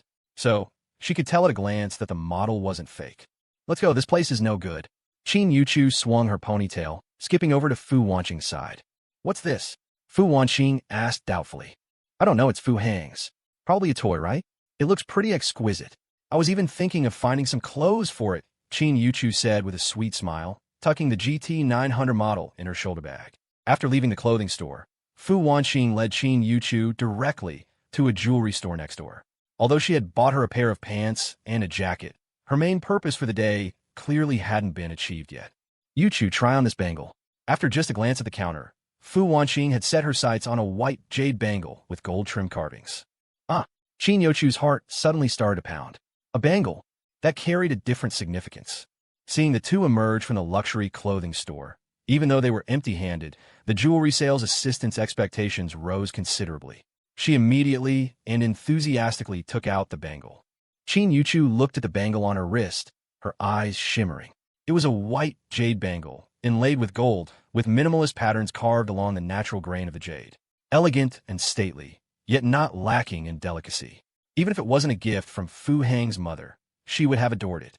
The times she had gone shopping with Fu Hang were few and far between, and when she shopped by herself, it was usually with a very specific purpose in mind. Therefore, she owned almost no jewelry. Her only piece was the bracelet Fu Hang had given her, which she wore on her wrist. This bangle's nice, I'll take it. A sudden voice sounded by her ear. Yuchu turned in surprise to see a flamboyantly dressed woman arm in arm with a greasy, portly middle-aged man. Yuchu ignored them and lowered her head, continuing to admire the bangle intently. Excuse me, we were looking at this bangle first, Fu Wanqing explained politely. She had noticed Yuchu's joyful expression. As a woman herself, she naturally knew what that look meant. She also felt happy inside. Giving a gift that the recipient truly loved was the most perfect outcome. Only, she subtly glanced at the price. 82,000. It was over budget. Do you have another one like it? Get one for my girlfriend. The portly middle-aged man's eyes were fixed intently on Yuchu, burning with a lecherous heat. Damn, this girl's a knockout. A student? Are all college girls this stunning nowadays? In fact, from the moment he saw Yuchu, the woman beside him had become completely unappetizing. But how could he not show off given such a good opportunity? He'd scraped and clawed his way through half his life, groveling and toasting like a suck-up for a few deals. All for what? Wasn't it all to show off in public to impress the ladies? The middle-aged man's tone was domineering. I'm sorry, these are all custom-made by hand. Each piece is unique, the sales assistant replied very tactfully. No, I want that one, the flamboyant woman whined, clearly having noticed the middle-aged man's gaze, a wave of jealousy rising in her. Yuchu, do you like it? If you do, then wear it. Consider it a welcoming gift from your auntie, Fu Wanqing said with a smile, unwilling to get entangled with outsiders and noticing Yuchu was silent. Yuchu's eyes sparkled. It wasn't that she cared about the price.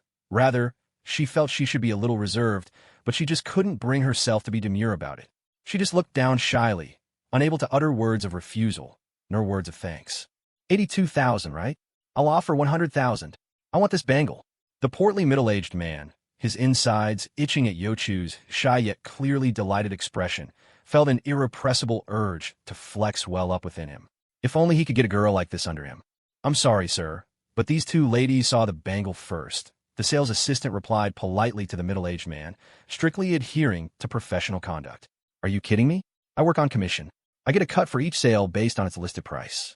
The listed price is 82,000, so my commission is based on that. Even if you offer 820,000, my commission is still based on 82,000. Why would I offend a customer over this? If they complain later, I'll lose my bonus.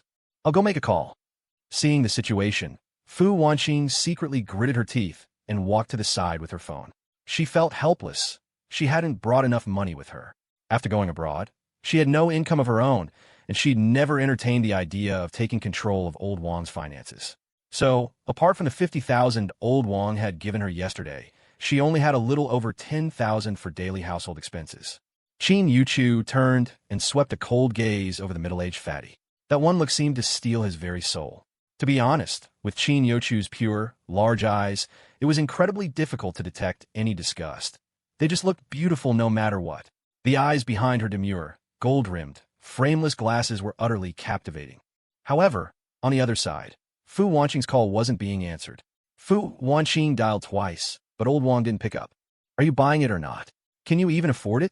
The glamorous woman sneered, clearly feeling the change in the fatty beside her. "This damn pig is about to cause trouble," she thought. Yuchu frowned, but this wasn't the right time for her to say anything. She just looked inquisitively at Fu Wanqing, as the fleeting embarrassment on Fu Wanqing's face hadn't escaped her notice. "Sorry, please wait a moment," Fu Wanqing said as she returned, her expression complicated. "If you can't afford it, then scram. Don't embarrass yourselves here," the glamorous woman huffed, clinging desperately to the fatty. Yuchu's expression turned cold, and she straightened up slightly. "What are you looking at? If you want to buy it, buy it. If not, take off the bracelet." "What? You expect my husband to buy it for you?" The glamorous woman, glared at by Yuchu, felt a strange flicker of panic. The way men and women perceived Yuchu's gaze was entirely different. For a moment, she felt as if she were looking at a lofty empress enthroned behind a veiled curtain. Snapping back to her senses, she was incredibly annoyed, and her tone became even harsher. "That could be arranged," the middle-aged fatty said, seeming to have noticed Fu Wanqing's predicament, and an idea sparked in his mind. "Honey," the glamorous woman pouted, hugging the middle-aged fatty's arm and wriggling in dissatisfaction. "If this young lady truly likes this bracelet, I can buy it for you. It's just something around 100,000. As long as you—" The middle-aged fatty stuck to his usual clear pricing tactic. He wasn't a simp. Cash for goods was his business motto. "Please show some respect." Fu Wanqing finally couldn't hold back. The young lady, Yuchu, hadn't dared to say anything, but she couldn't let her daughter-in-law suffer such humiliation. The middle-aged fatty's gaze was brazen as he tilted his head and looked at Fu Wanqing mockingly. He had noticed this woman earlier. Are they mother and daughter? Oh, so wicked, isn't it? Of course, if this lady fancies anything, she can also choose boldly. I treat everyone equally. The conditions are the same, the middle-aged fatty said, raising an eyebrow. Yuchu lowered her head and started searching for Baldy's contact information on her phone. This was Baidu department store, and there was a Ganlu milk tea branch here. Fu Wanqing's face turned ashen with anger. In truth, she had heard similar words many times over the past years and was already immune to them. But hearing them now, in front of Yuchu, made her feel particularly mortified. Before she could erupt, her phone rang. Old Wang had seen the missed calls and was calling her back. "Old Wang, yes, it's like this. I've set my eyes on a bracelet, but it's 82,000. Yes, okay." Fu Wanqing's voice was tinged with embarrassment. After all, this was a gift for her son's girlfriend. The call ended quickly. Yuchu, who had been looking up the number, paused and looked at Fu Wanqing in surprise. She had never imagined that the reason Fu Wanqing was delaying payment was because she didn't have enough money. Fu Hang had once spent lavishly on her, a complete stranger, yet his mother couldn't even come up with 80,000? Yuchu was bewildered. Her limited information left her very confused. TSH, acting all high and mighty. In the end, still asking a man for money. The young one's improper, and the old one's the same. The glamorous woman sneered when she heard the phone call, the ridicule in her eyes no longer concealed. Fu Wanqing's expression was awful. In a way, the glamorous woman wasn't wrong. In front of Yuchu, her face burned with shame. She felt she had disgraced her son. "Isn't it perfectly natural for my man to support me?" Yuchu stepped forward, her face like frost. She rarely resorted to uncivilized methods to solve problems, but at this moment, murderous intent surged within her. "Hey, actually, it doesn't have to be so troublesome. Whatever you want, just tell me. I can pay for it too," the middle-aged fatty said with an extremely lewd smile. If these had been well-bred young ladies from respectable families, he would have, at most, just flirted a little. But Fu Wanqing's phone call and Yuchu's current words had truly sparked wicked thoughts in him. "Clear pricing, right? You'll pay for whatever I want." Yuchu suddenly smiled, an enchanting expression that lit up her features. "Of course," the middle-aged fatty said, his eyes practically glued to her. If nothing else, That smile alone was worth 82,000. Wrap that one up for me, Qin Yuchu suddenly said, raising her hand and pointing to a piece of jewelry in the very center of the store. The scene suddenly fell silent. Anything placed in that position was undoubtedly one of the store's crowning jewels. In reality, like in most jewelry stores, items in this spot were often symbolic, showpieces meant to enhance the store's image and display the brand's strength. The store never really expected anyone to buy them. For instance, the item Qin Yuchu was pointing to now was a phoenix coronet and robes of rank made of pure gold, a 1:1 replica of the one in a museum. It was priced at 6,666,666. Excluding craftsmanship, its sheer weight was close to 10 kilograms. Little sister, isn't that a bit of an exorbitant demand? The middle-aged fatty said, his expression mocking. The sales assistant also pouted helplessly. Didn't you hear me? Wrap it up, Qin Yuchu said, turning to look quizzically at the sales assistant. Miss, the sales assistant began, her expression strange. You gonna pay? Qin Yuchu turned and looked coldly at the middle-aged fatty. The fatty didn't speak, merely glaring sideways at Qin Yuchu. His meaning was clear. I'm watching your little show. Qin Yuchu didn't say a word. She raised her phone, scanned the payment code. Wrap it up, Qin Yuchu said, showing the payment confirmation screen to the sales assistant. Right away, right away. The sales assistant was stunned. She really paid? For a moment, the store was in an uproar. Yuchu. Fu Wanqing rushed to Qin Yuchu's side, looking anxious. Auntie, I've accepted the bracelet you gave me. I like it very much, thank you. This is from Fu Hang and me to you. Please don't refuse it. It's a small token of our filial piety. Qin Yuchu suddenly smiled again, sweetly and charmingly. She affectionately took Fu Wanqing's arm, her tone as casual as if she were saying she and Fu Hang had bought her a neck massager. Was 6 million in gold expensive? Damn right, it was expensive. As a top student majoring in finance, she had a clear understanding of economic systems and market values. But this was a gift for Fu Hang's mother, wasn't it? If the gold was in Fu Hang's mother's hands, it would most likely be passed down to her own children in the future. So, this wouldn't be a loss. Our family should also have heirlooms, shouldn't it? The top student focused on the present while looking to the future, her thinking crystal clear. She lowered her head and sent Baldy a text message. I'm at the jewelry store by the south entrance of Baida. Bought something big. Can you send a couple of people to help carry it? Qin Yuchu's mind was always sharp. Not to mention how heavy the item was. 2 women parading through the streets with over 6 million in gold was definitely not a good idea. Fu Wanqing's mouth hung open, momentarily speechless. I know your family is well off, and I know your mother just gave you a sum of pocket money yesterday. But I never imagined your family was this extravagant. So incredibly wealthy. 6 million in gold, and you buy it just like that. What will my Fu Hang do in the future? Fu Wanqing looked anxiously at the sales assistant, who was bustling about. She couldn't bring herself to ask for a refund. She knew the temperament of these wealthy young ladies. If she embarrassed Qin Yuchu at this moment, the other girl wouldn't necessarily appreciate it and might even hold a grudge. Thinking about her own acute embarrassment when buying an 80,000 yuan bracelet, her worry and apprehension intensified. A marriage with such unequal status and position couldn't possibly be happy, especially in a family where the woman was strong and the man was weaker. The expressions on the glamorous woman's and the portly middle-aged man's faces were a sight to behold, as if they'd just swallowed a day-old turd. The portly man had a bit of money, true, but nowhere near enough to throw it around so extravagantly. This was like trying to show off, only to find he'd blundered into his opponent's home turf. Who would have guessed this ordinarily dressed mother and daughter could be so lavish?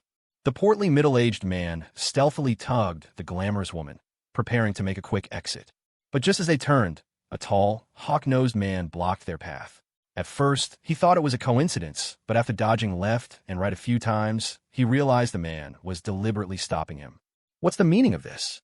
The portly middle-aged man, flushed with anger and embarrassment, glared fiercely at the hawk-nosed man. Humiliated this young lady, and you think you can just walk away? The hawk-nosed man spoke in broken Mandarin, his tone chilling. Mind your own damn business. The portly middle-aged man, his face dark, braced himself and charged. You think a phony foreigner like you can use me to impress some girl? I'll knock you down. He didn't budge. The portly man was sent bouncing back. The sturdy, hawk-nosed man hadn't moved an inch. Are you fucking crazy? Seeing her man come off worse, the glamorous woman's pent-up fury found an outlet. She prepared to go on the offensive, ready to make a scene. Smack! A resounding slap echoed through the air. The glamorous woman, her mouth twisted, spun twice before crumpling to the ground. That slap stunned everyone present. Fu Wanqing stared, aghast, at the hawk-nosed man, then shot a bewildered look at Qin Yuchu. She figured he must be some kind of bodyguard for the young lady. Qin Yuchu, meanwhile, looked at the hawk-nosed man with shock and suspicion, then glanced hesitantly at Fu Wanqing. She knew Fu Hang had arranged for people to be around her. Perceptive as she was, she had sensed someone following her after that kidnapping incident and had mentioned it to Fu Hang. But Fu Hang had reassured her, saying they were there to protect her covertly. So, if she had protection, it was only natural that Fu Wanqing would have such people around her too. Especially this one, who at first glance looked like a foreigner of mixed heritage. And since Fu Wanqing had just returned from abroad, his origins seemed unquestionable. But were foreign bodyguards all this aggressive? Beating someone up like that? It was certainly satisfying to watch, but wouldn't it cause a lot of trouble? After a moment of shock, the portly middle-aged man wailed and rushed towards the glamorous woman. That slap had knocked her chin implant clean out. You're finished. I'm going to sue you. I'll sue you until you. The portly man, agitated, pointed at the hawk-nosed man, his other hand fumbling for his phone. Crack! The outstretched finger was grabbed by the hawk-nosed man and viciously bent back, sticking up at a sickeningly unnatural angle against the back of his hand. The portly middle-aged man let out a blood-curdling scream. Fu Wanqing was dumbstruck, her eyes, as she looked at Qin Yuchu, filled with terror. This, if Fu Hang ever mistreated her in the future. Qin Yuchu was also utterly aghast. Hadn't this gone too far? Auntie Fu seemed so gentle and refined. How could her bodyguard be this ruthless? The portly man's blood-curdling screams cut off abruptly as a hand seized his throat. His corpulent body began to rise until his feet dangled off the ground. Apologize. A roar, as if from the depths of hell, thundered in his ear. His vision was filled with a pair of ice-cold blue eyes. His neck was released. The portly middle-aged man lost control of his bladder, but he was oblivious. Before he even fully hit the ground, he scrambled around and kowtowed repeatedly towards Qin Yuchu and Fu Wanqing. It was pure animal instinct. His body told him that if he didn't do this, he might die right here. Get lost. The icy voice sounded again. The portly man scrambled to his feet, picked up the unconscious woman, and stumbled out of the mall. The entire place fell silent. Qin Yuchu stared blankly at the mixed heritage man, lips pressed together, unsure what to say. She knew that Director Chen Xiao from the local police precinct was acquainted with Fu Hang, but behaving like this would surely put Director Chen in a tight spot, wouldn't it? The mall had security cameras. My apologies for frightening you, miss. The hawk-nosed man, however, suddenly turned to Qin Yuchu, placed his right hand on his chest, and performed an impeccably courteous bow. Qin Yuchu's lips twitched. She looked worriedly at Fu Wanqing, mentally rehearsing how to gently warn her future mother-in-law. Things were different in their country compared to abroad. This kind of incident was very troublesome. Meanwhile, Fu Wanqing was also hesitating internally, wondering how to remind Yuchu that even if her family was immensely powerful, times were different now. This was a society governed by the rule of law. Acting like this could easily bring trouble to the family. This young mistress attitude of hers really needed to change. The police should be here soon. Excuse me, but may I see him? The hawk-nosed man, a gentle smile on his face, strolled up to Qin Yuchu. See him? Qin Yuchu's eyes flickered, suspicion blooming in her heart. I must see him immediately. Please, I need your help. The man's tone was sincere, his attitude exceptionally respectful. Qin Yuchu glanced sideways at Fu Wanqing and finally noticed the worry in the older woman's eyes. See him? Did he want to see Fu Hang? Just like that horse-faced man? Wasn't he Annie's bodyguard? Or someone arranged by Fu Hang? I don't know what you're talking about. Qin Yuchu's expression suddenly turned cold, and she warily moved to shield Fu Wanqing behind her. Miss, wasn't my sincerity just now enough? I'm really in a hurry. Please, tell me how to contact him. The hawk-nosed man, sharply noticing Qin Yuchu's movement, anxiously rubbed his nose. I really don't know who you're referring to. Have you mistaken me for someone else? I'm just an ordinary university student. Though yes, my family has some money. Qin Yuchu's expression remained unchanged, her tone calm. Miss, I can't stay here long. I'm really in a desperate hurry. The hawk-nosed man suddenly panicked. Why wasn't she playing along? Hadn't he just risked so much? The police would be here any minute. I'm sorry, and thank you for your help earlier, but I truly don't know what you're talking about. I need to see Calf. Mr. Nian. I don't know any Mr. Nian. Your headscarf. Your silk scarf. The hawk-nosed man pointed at the silk scarf on Qin Yuchu's head, his eyes widening. Indeed, this hawk-nosed man was one of the 4 ghost shadows who had miraculously survived their ordeal at the border. They had infiltrated deep and journeyed far, finally reaching Hanshang City. However, even here they were completely in the dark. They couldn't contact Catfish, and they didn't even dare to contact their organization, because their identities were unofficial, designed to avoid diplomatic fallout if a mission failed. People like them were called ghost shadows. They were all dead men. When they went on missions, there was only death, no failure. There was no way back. To survive, their only option was to complete the mission. And their mission was to find Catfish and coordinate with him. With faces that were clearly not Han, it was incredibly difficult to operate covertly in the vast celestial empire. They had an exceptionally hard time during this period. They had no fixed abode, using false identities to hide everywhere. One day, they were grime-faced vagrants, the next, temporary foreign instructors at a gym. The only female member of their team even spent 2 days working as an exotic dancer in an underground bar. They had unilaterally activated many safe houses and used numerous covert resources. However, how easy could it be to find someone they didn't know in a vast sea of people, especially when this person was one of the world's top agents? Heaven rewards the persistent, as the locals say, right? Today, the hawk-nosed man had unexpectedly seen the insignia said to be unique to Catfish. Thank God, he could have wept with sheer relief. But what puzzled him was that the person wearing the silk scarf with that insignia was a woman. Wasn't number 3 a man? He didn't dare make a rash move, secretly observing her. It wasn't until the woman extravagantly, almost defiantly, spent 6 million on a luxurious piece of jewelry that he was sure. This was Catfish's woman. He'd done his homework on China before this mission. Only someone like Catfish would treat money like it was nothing. To them, money wasn't even a number. Hooknose knew he'd messed up. They were a full month behind schedule. For the legendary, temperamental, and arrogant Catfish, this was a transgression punishable by death. So, he was desperate to prove himself, hoping to earn Catfish's forgiveness. Yet, after he'd risked beating up those 2 lowlifes, the woman claimed she didn't know Catfish? Good God, was this her being cautious? You just dropped 6 million on jewelry. That's hardly low profile, is it? Up close, he was absolutely certain. The embroidery on her silk scarf was Catfish's insignia, identical to the doodle on that black card. Silk scarf. A puzzled look crossed Qin Yuchu's face as she naturally untied the scarf from her hair. But inside, Qin Yuchu's alarm bells were ringing. They were indeed after Fu Hang. Fu Hang had brought this scarf back, and it had bloodstains on it. She'd asked Fu Hang about it after washing it, but he'd been vague. Seeing his bandaged right hand, she hadn't pressed further. Today, she'd uncharacteristically worn a ponytail and felt the back of her head needed some adornment. Having few hair accessories, she'd spotted this scarf and tied it on without much thought. So, was the pattern on it Fu Hang's family crest? Qin Yuchu glanced imperceptibly at Fu Wanqing, but unexpectedly, Fu Wanqing's acting was even better. She looked as if she had no idea what was happening, merely watching the mixed-race man warily, ready to shield Qin Yuchu at any moment.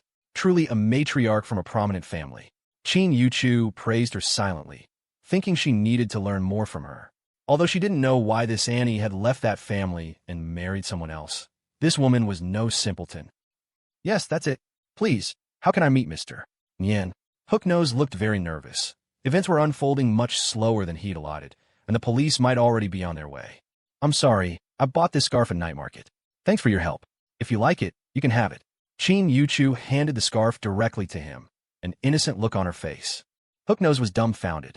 What would I do with the scarf? I need Catfish. No, miss, listen to me. This is no joke. Mr. Nian must be anxiously looking for me, too. Please don't kid around. I really don't know what you're talking about. Qin Yuchu frowned, clearly growing impatient. You can't do this. This is important. Hooknose was thoroughly annoyed. Buy this at a night market? Trying to fool a foreigner. Huh? I'm half Chinese myself. He anxiously reached for Qin Yuchu's hand. Insolent, a loud shout came from behind, and a burly man in a black suit leaped through the air, pouncing towards Hooknose. The man had actually spotted this foreigner harassing their sister-in-law from a distance, but he hadn't acted prematurely to avoid alerting the target. In his line of work, the motto was ruthless and laconic.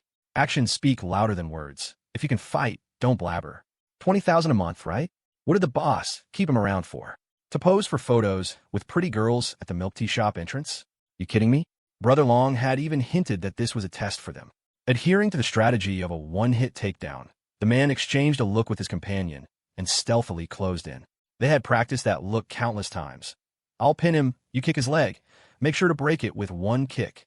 This was a skill the organization had secretly trained them in for a long time.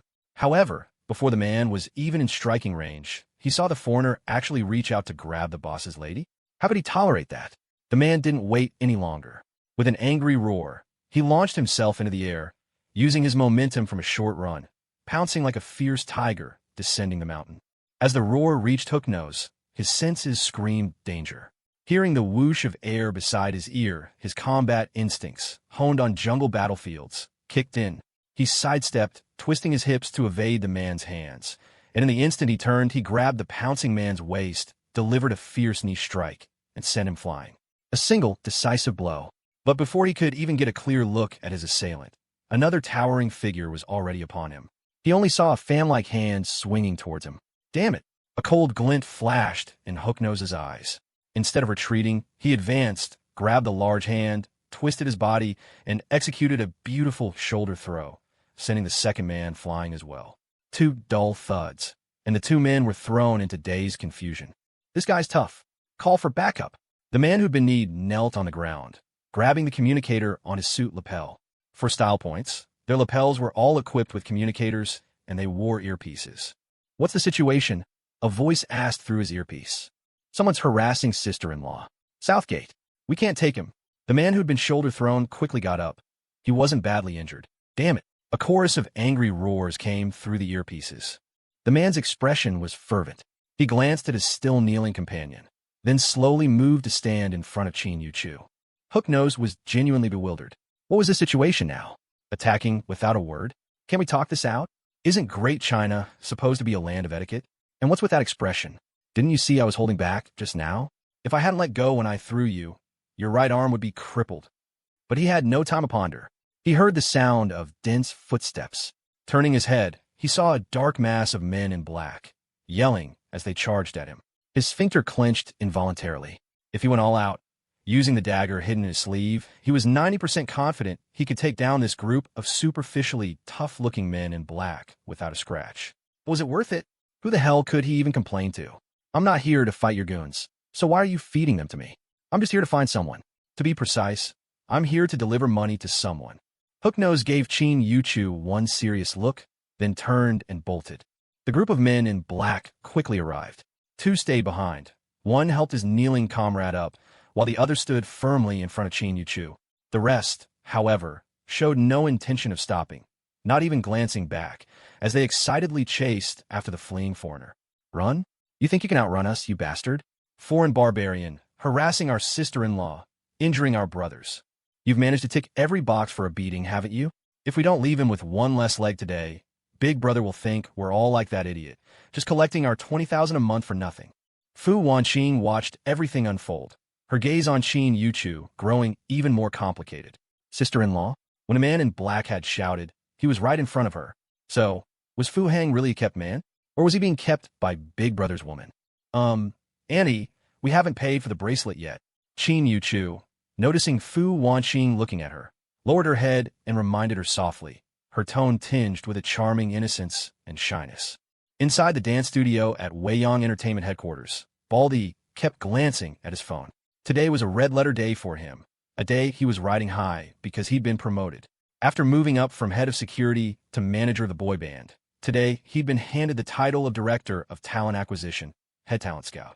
And his salary? It had flat-out doubled. He was now a white-collar professional pulling in $100,000 a month. That's $1 million a year. With the company expanding, they were short on men in black. Truth be told, quite a while ago, that lackey of Boss Lee had hinted that he could bring in more recruits. Did this guy not get how things worked on the streets? Recruiting and calling up a crew. Was that something a mere lackey like him should be suggesting? Back in the day, that kind of talk would earn you more than a few new holes. It reeked of mutiny. So, he'd secretly told his big bro, your old lady wants me to secretly round up some guys. But to his astonishment, Big Bro, after a 2-second pause, showed complete faith in him. He told him to go ahead and bring people in. As long as they were trustworthy and had clean records, the more the merrier. Baldy was deeply moved.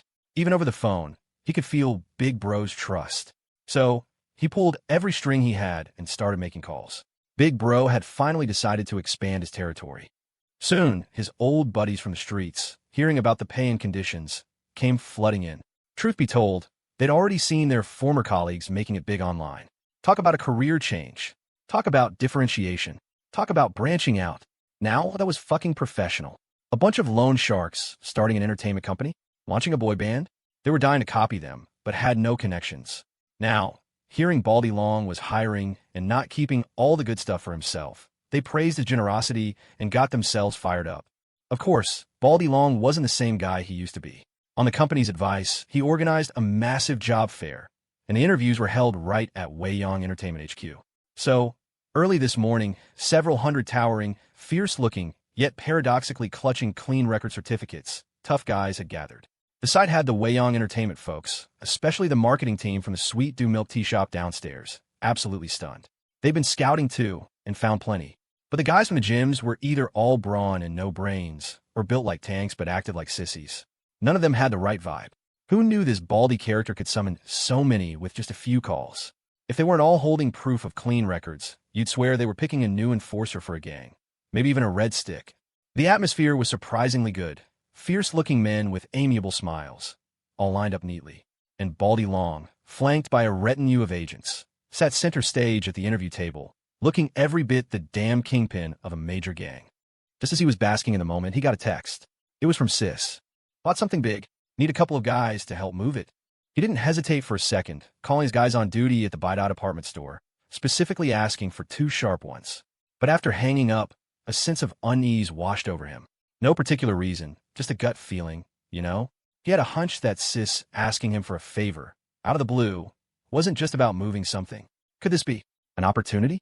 Like when Sis had asked him for a loan, or to deal with her adoptive parents, or to rescue that other woman who was also considered a sister-in-law figure. It seemed like every step up he'd taken was thanks to Sis pulling some strings for him. His mind drifted further and further from the interviews. He fought the urge to call her several times. Stay calm. Baldy Long suddenly straightened up, his face serious, his posture imposing. But the next second, his phone rang. He snatched it up. His dignified expression slowly contorted into a snarl. Gear up. Baldy slammed his hand on the interview table, sending it flying as he shot to his feet. Several of the men in black assisting nearby instinctively kicked over their own tables, and in a flash, each was armed with a table leg. What's happening? One of the company's agents asked, looking alarmed. Some idiot with a death wish is messing with Sis. Follow me. Baldy Long snatched a table leg from one of the men in black and bolted out. With a sudden surge, the entire neat line of toughs sprang into action. They'd all done their homework before coming. Baldy Long owed his current success entirely to riding Big Bro's coattails. And now, it looked like a golden opportunity to get ahead, a chance to really shine. Minivans of all shapes and sizes peeled out of the Weiyang Entertainment parking lot, engines roaring as they sped towards P8.Am Plaza. And that wasn't all. The quick-thinking ones were already on their phones. The guys who showed up today were all ones Baldy had specifically vetted for clean records. But with an opportunity like this, would Big Bro maybe make an exception for those who prove their worth? Maybe loosen the recruitment criteria a bit? They were sworn brothers, ready to die for each other. If they didn't step up now, what was the point of all those blood oaths they'd sworn back in the day? Hawk Nose was losing his mind. At first, when he saw the men in black chasing him, he figured they were the young lady's bodyguards. At that point, aside from his frustration at not being able to reach Catfish, he wasn't feeling much else. These goons thought they could catch him. He scoffed at his pursuers. But after a couple of blocks, he started to wonder about their motives. Seriously? You're bodyguards, right? Your job is to protect your client.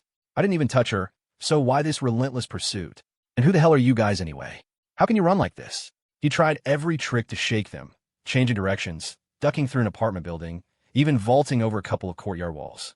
But no matter what he did, he'd round a corner, and there they'd be, those black-clad figures, yelling and closing in. Did they know these streets that well? Were bodyguards in this great celestial empire really this good? He never heard anything like it. He even suspected a drone was tracking him, but his lookout contact confirmed multiple times, no high-tech surveillance. They were just experts at cutting him off, using shortcuts to hem him in. Are you debt collectors? Such perfect coordination. Hawk Nose racked his brain, while his backup, witnessing the escalating situation, didn't dare show themselves.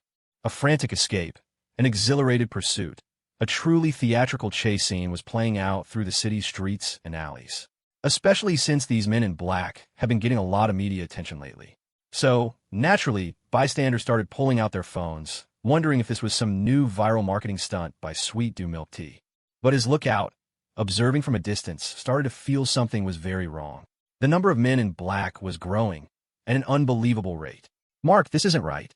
Their numbers are swelling fast. The sole female operative in their team had climbed to the rooftop of a high-rise, her face etched with disbelief as she yelled into her comms. More of them? How many more could there possibly be? Hawk Nose was already at his limit. He felt like he hadn't run this desperately, even when he was ambushed by guerrillas in the Taklamakan jungle back in the day. There are over 100 now, and they're still coming. You gotta be kidding me. This is China we're talking about, not some war zone. Hawk Nose vaulted a fence and glanced back. Only 2 of the original pursuers were still on his tail. Not every bodyguard was a marathon runner. So what if they knew the streets? If they didn't have the stamina, they'd drop eventually. His smirk lasted all of 3 seconds. Suddenly, 2 minivans screeched out from the intersection ahead. Before the vans had even lurched to a halt, the doors flew open and a dozen more hollering thugs piled out, rushing straight for him. Shit, Hook Nose cursed. Weren't we told there was no high-tech? So why the hell are there cars? He spun around and scrambled onto the roof of a nearby bungalow. If cars count as high-tech, then there are lots and lots of cars. That day, a rumor rippled through the underworld of Hanseong. The city's top hidden crime lord, a mysterious tycoon whose wealth could rival a nation, had been cuckolded. His most favored young concubine had been stolen away by a handsome foreigner. The big boss, incensed, personally issued an underworld-wide manhunt. 5 million for a leg, 10 million if he was brought in alive, plus a guaranteed, lucrative business venture netting $1 million a year. No one knew where the news originated, but it grew wilder and more fantastical with each retelling. Initially, everyone dismissed it as mere amusement. But soon, people started seeing bystander footage of a heart-pounding city chase on short video platforms. Sharp-eyed viewers recognized Baldy Dragon's crew. There was even clear footage of the handsome foreigner leading the chase, desperately trying to escape. Holy crap, this is real. It's blown up this big? It's all over the internet. The entire city of Hanseong, even the surrounding areas, every hoodlum and hustler from every corner of the underworld, erupted. 10 million? That's a damn sight better than playing the lottery. High-definition screenshots of the handsome foreigner quickly flooded every chat group. Big-time bosses, their lackeys, petty thugs, and street punks, everyone with time on their hands went berserk. Vans, electric bikes, tuk-tuks, motorcycles, anything with wheels was mobilized. Gangs that had already branched out into the short video racket launched fleets of drones, ignoring no-fly zone restrictions over residential areas. They buzzed into the air, a dense swarm heading towards the most crowded parts of the city. Crowded, yes, after Hook Nose, now known as Mark, had been on the run for 3 hours, crowded was the only word for the posse behind him.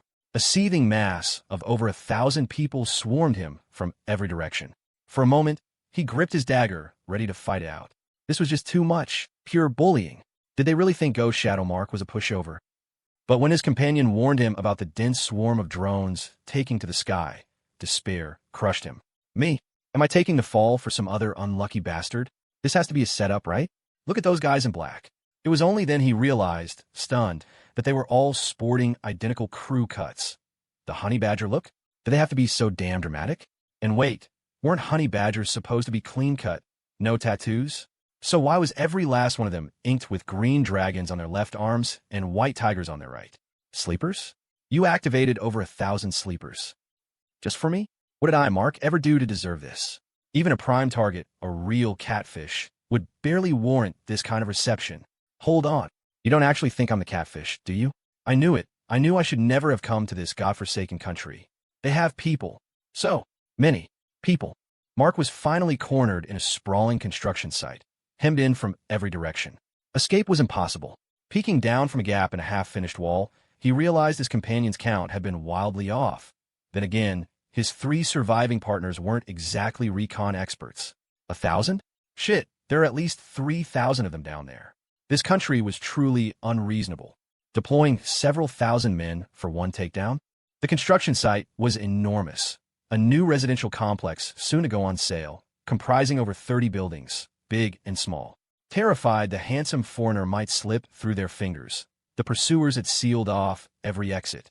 Say what you will, but when it came to hunting people down and cutting off escape routes, these guys were pros. They'd anticipated every possible bolt hole. Even the unfinished sewer tunnels were crammed with their men. The reason they'd merely surrounded the site instead of rushing in was because of infighting. Before Baldy Dragon even got there, two crews had started brawling at the gate over who'd claim the bounty. This set off alarm bells for the various bosses leading the chase. They worried their 10 million prize might slip away in the chaos, or worse, their rival would snatch him first. So, in an open area of the site, a round table was hastily set up. A circle of top dogs gathered around it to drink tea. The Underworld, after all, wasn't just about bloodshed. It was about politics and connections. What century was this, anyway? Baldy Dragon himself was an artistic director these days. Fight? Come on, let's talk. The foreigner was trapped, with dozens of drones watching his every move. He couldn't dig his way out. So, wasn't it time to carve up the loot? When Baldy Dragon, flanked by his entourage, was escorted to the round table, he was completely baffled. He'd daydreamed about a moment like this countless times, hobnobbing with the bigwigs. But he'd never, ever imagined that several top bosses, men he'd previously only admired from a great distance, would end up drinking tea with him like this, under these bizarre circumstances. Baldy Dragon, a hulking man with a scarred face, began as soon as Baldy Dragon sat down. He ripped open his collar, revealing a savage, fong-faced demon tattooed on his chest. You're the one who put the word out, and I hear you look after your boys. Your 010 boy band didn't try to keep this all to themselves. I respect that. My crew and I, we owe you one. So, I propose Baldy Dragon takes 40% of the 10 million. Any objections? He growled. The other big shots narrowed their eyes at Scarface, silently cursing his shameless ass-kissing. Classic move, they thought. Act all ferocious while spouting the most bootlicking crap. Damn it, he'd beaten them to the punch. Sure, the street grunts were probably salivating over the 10 million. But these bosses? They all had their own fortunes. If they could have grabbed the whole 10 million for themselves, maybe it'd be worth a serious brawl. But split among this many? What would they each pocket? Pennies. No, they weren't here for that money. Or rather, they were here for money, just not the 10 million bounty itself. They were here for the opportunity it represented, a chance to get in good with a real big boss, the one offering the reward. What 10 million? Baldy Dragon stammered, utterly bewildered. He'd just been following the directions his lackeys had given him, trying to catch the foreigner. But he'd driven into a dead end, lost the target, and his car had broken down. So, he'd gotten out and started running with his men. After about 3 blocks, not only was the foreigner pulling further ahead, but Baldy Dragon himself couldn't run anymore. His recent white-collar lifestyle had made him soft and decadent. He hadn't hit the gym in ages, his stamina was shot. So, his underlings arranged for a car to pick him up. But once he was in it, he found the traffic so choked his car couldn't even muscle its way into the chase. Next, he switched to a motorcycle, a flashy, big-engine beast. The problem was, in his hurry, he'd forgotten he didn't have a license and, more importantly, had no clue how to operate a manual transmission. Initially, Baldy Dragon hadn't noticed. All he registered was the bike's impressive horsepower, its engine thundering in his ears. But then it dawned on him. Hey, shift up, damn it. Why are you still in first gear? Discovering his man didn't actually know how to shift, he furiously shoved him off the bike and took the handlebars himself. And then, he had the mortifying realization that he didn't know how to ride it either. Resigned, he called yet another underling, one who could actually ride a motorcycle. By the time that guy arrived, pedaling furiously on a beat-up scooter, a significant amount of time had passed. Baldy Dragon had been pushed back to the 3rd tier of the pursuit. He'd barely managed to catch up to this location, and before he could even get a handle on the situation, he was being invited to sit at this damned round table. Money or no money, it's all the same to me. A rather good-looking man with long hair drawled, turning to give Baldy Dragon a very pointed, meaningful look. I don't see why Baldy Dragon shouldn't take the whole 10 million myself. Whatever Honam says goes for me. I think Honam's got it right. Declare a mountain of a man, all bulging muscle. He narrowed his eyes, fixing Baldy Dragon with what was meant to be a cold stare. But that stare, it sent shivers down Baldy Dragon's spine, and not in a good way. Something about this icy gaze feels wrong, Baldy Dragon thought. Are you sure you're aiming for menacing? Wait, are you actually pouting? Baldy Dragon glanced around, bewildered. The way everyone was looking at him was decidedly odd. Hold on, he thought, a wave of confusion washing over him. Why are all you big shots even here? And why am I sitting at this table? Wasn't I chasing that foreigner? No, this is completely messed up. Several of you guys are wanted men. I saw the cops cordoning off the streets on my way in. Are you all seriously planning to just sit here and keep drinking tea? What's with all the commotion from the local gangs? A sudden voice came from behind. Baldy Dragon tensed and spun around, only to see the crowd behind him parting like the tide. In the abruptly cleared space, an old man with a bowed head, wrapped in a trench coat, was limping his way in. A limper? The limper. Baldy Dragon shot to his feet instinctively. Following his movement, the various bosses at the round table all adopted grave expressions and also stood up, one by one. The limper. On the streets, there was only one limper of renown. Tripod Gang. Bloodhand Limper. Even the Tripod Gang from the Casino City was here. For a moment, the hearts of these gang leaders burned even hotter, their anticipation for that mysterious figure behind the scenes reaching its peak. Having a meeting? This ambience is quite unique. The limper arrived at the round table. No one seated remained. Everyone was standing. Even though the limper was alone, not a single one of these bosses dared to underestimate him. They knew very well that someone like Bloodhand Limper, who hustled in the Golden Triangle, was fundamentally different from them. Back home, people like them were, at best, involved in some shady, borderline gray businesses. Those whose egos had swelled, who thought they were hot stuff with a few spirited young punks under them, had all been sent to re-education classes for an attitude adjustment. It was as they said, times had changed. This was also why their minds had started buzzing when they heard Baldy Dragon was going legit. Who would want to go clean? But Bloodhand Limper was different. Those who scraped a living abroad were true desperados. Look at the Tripod Gang, such a vast enterprise, yet it could be overturned overnight. Don't be so formal, Sit. I'm just passing by. Thought I'd ask for a cup of tea. The limper gently patted Baldy Dragon's shoulder, making Baldy Dragon instantly feel like his diet was paying off. He'd shed at least 17.22% of his body weight. Mr. Duan, please sit. Baldy Dragon nearly bit his tongue, hastily stepping aside and offering his own seat to Duan Chongfeng. Sit. Duan Chongfeng, however, was very polite, pressing Baldy Dragon down into the seat. Baldy Dragon was sweating buckets, and the assembled bosses, now compliant, also sat down. But then an awkward situation arose. The seating at this round table was very particular. Not just anyone who showed up got a seat. Baldy Dragon only had an extra chair today due to special circumstances. And now, Duan Chongfeng clearly had no place to sit. What I Duan Chongfeng detest most in this life is rapine and plunder. Whoever has done such things should have the decency to stand up. Duan Chongfeng lowered his head and lit a cigarette for himself. A pockmarked man at the round table shivered, looking at Duan Chongfeng in disbelief. You've all heard about Horseface, haven't you? Duan Chongfeng took a deep drag from his cigarette and slowly exhaled. At these words, the expressions of the bosses changed. When it came to news from the outside, they probably just browsed online. But for inside news, each was more well-informed than the last. Horseface from the Golden Triangle was locked up. Rumor had it he'd turned himself in, confessed with utmost sincerity, and had practically become a model inmate these past few days. Pockface stood up, trembling, his face a mask of terror. He had a warrant out for him.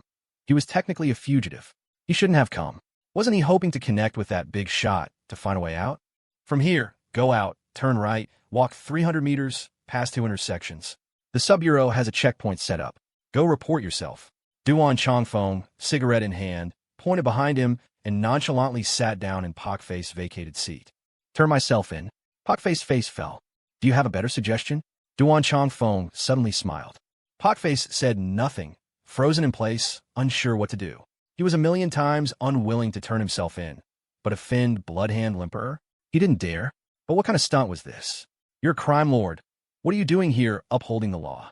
You're not bad, kid. Sharp. I asked you to come find me in the Casino City, and you actually refused. Duan Chongfeng ignored Pockface and picked up the teapot on the table, personally pouring a cup of tea for Baldy Dragon. Baldy Dragon was overwhelmed by the gesture, but after understanding Duan Chongfeng's words, his back straightened instantly. Indeed, his big brother hadn't lied. He truly had a connection with Duan Chongfeng, a life-and-death kind of friendship. It's all thanks to the boss's appreciation.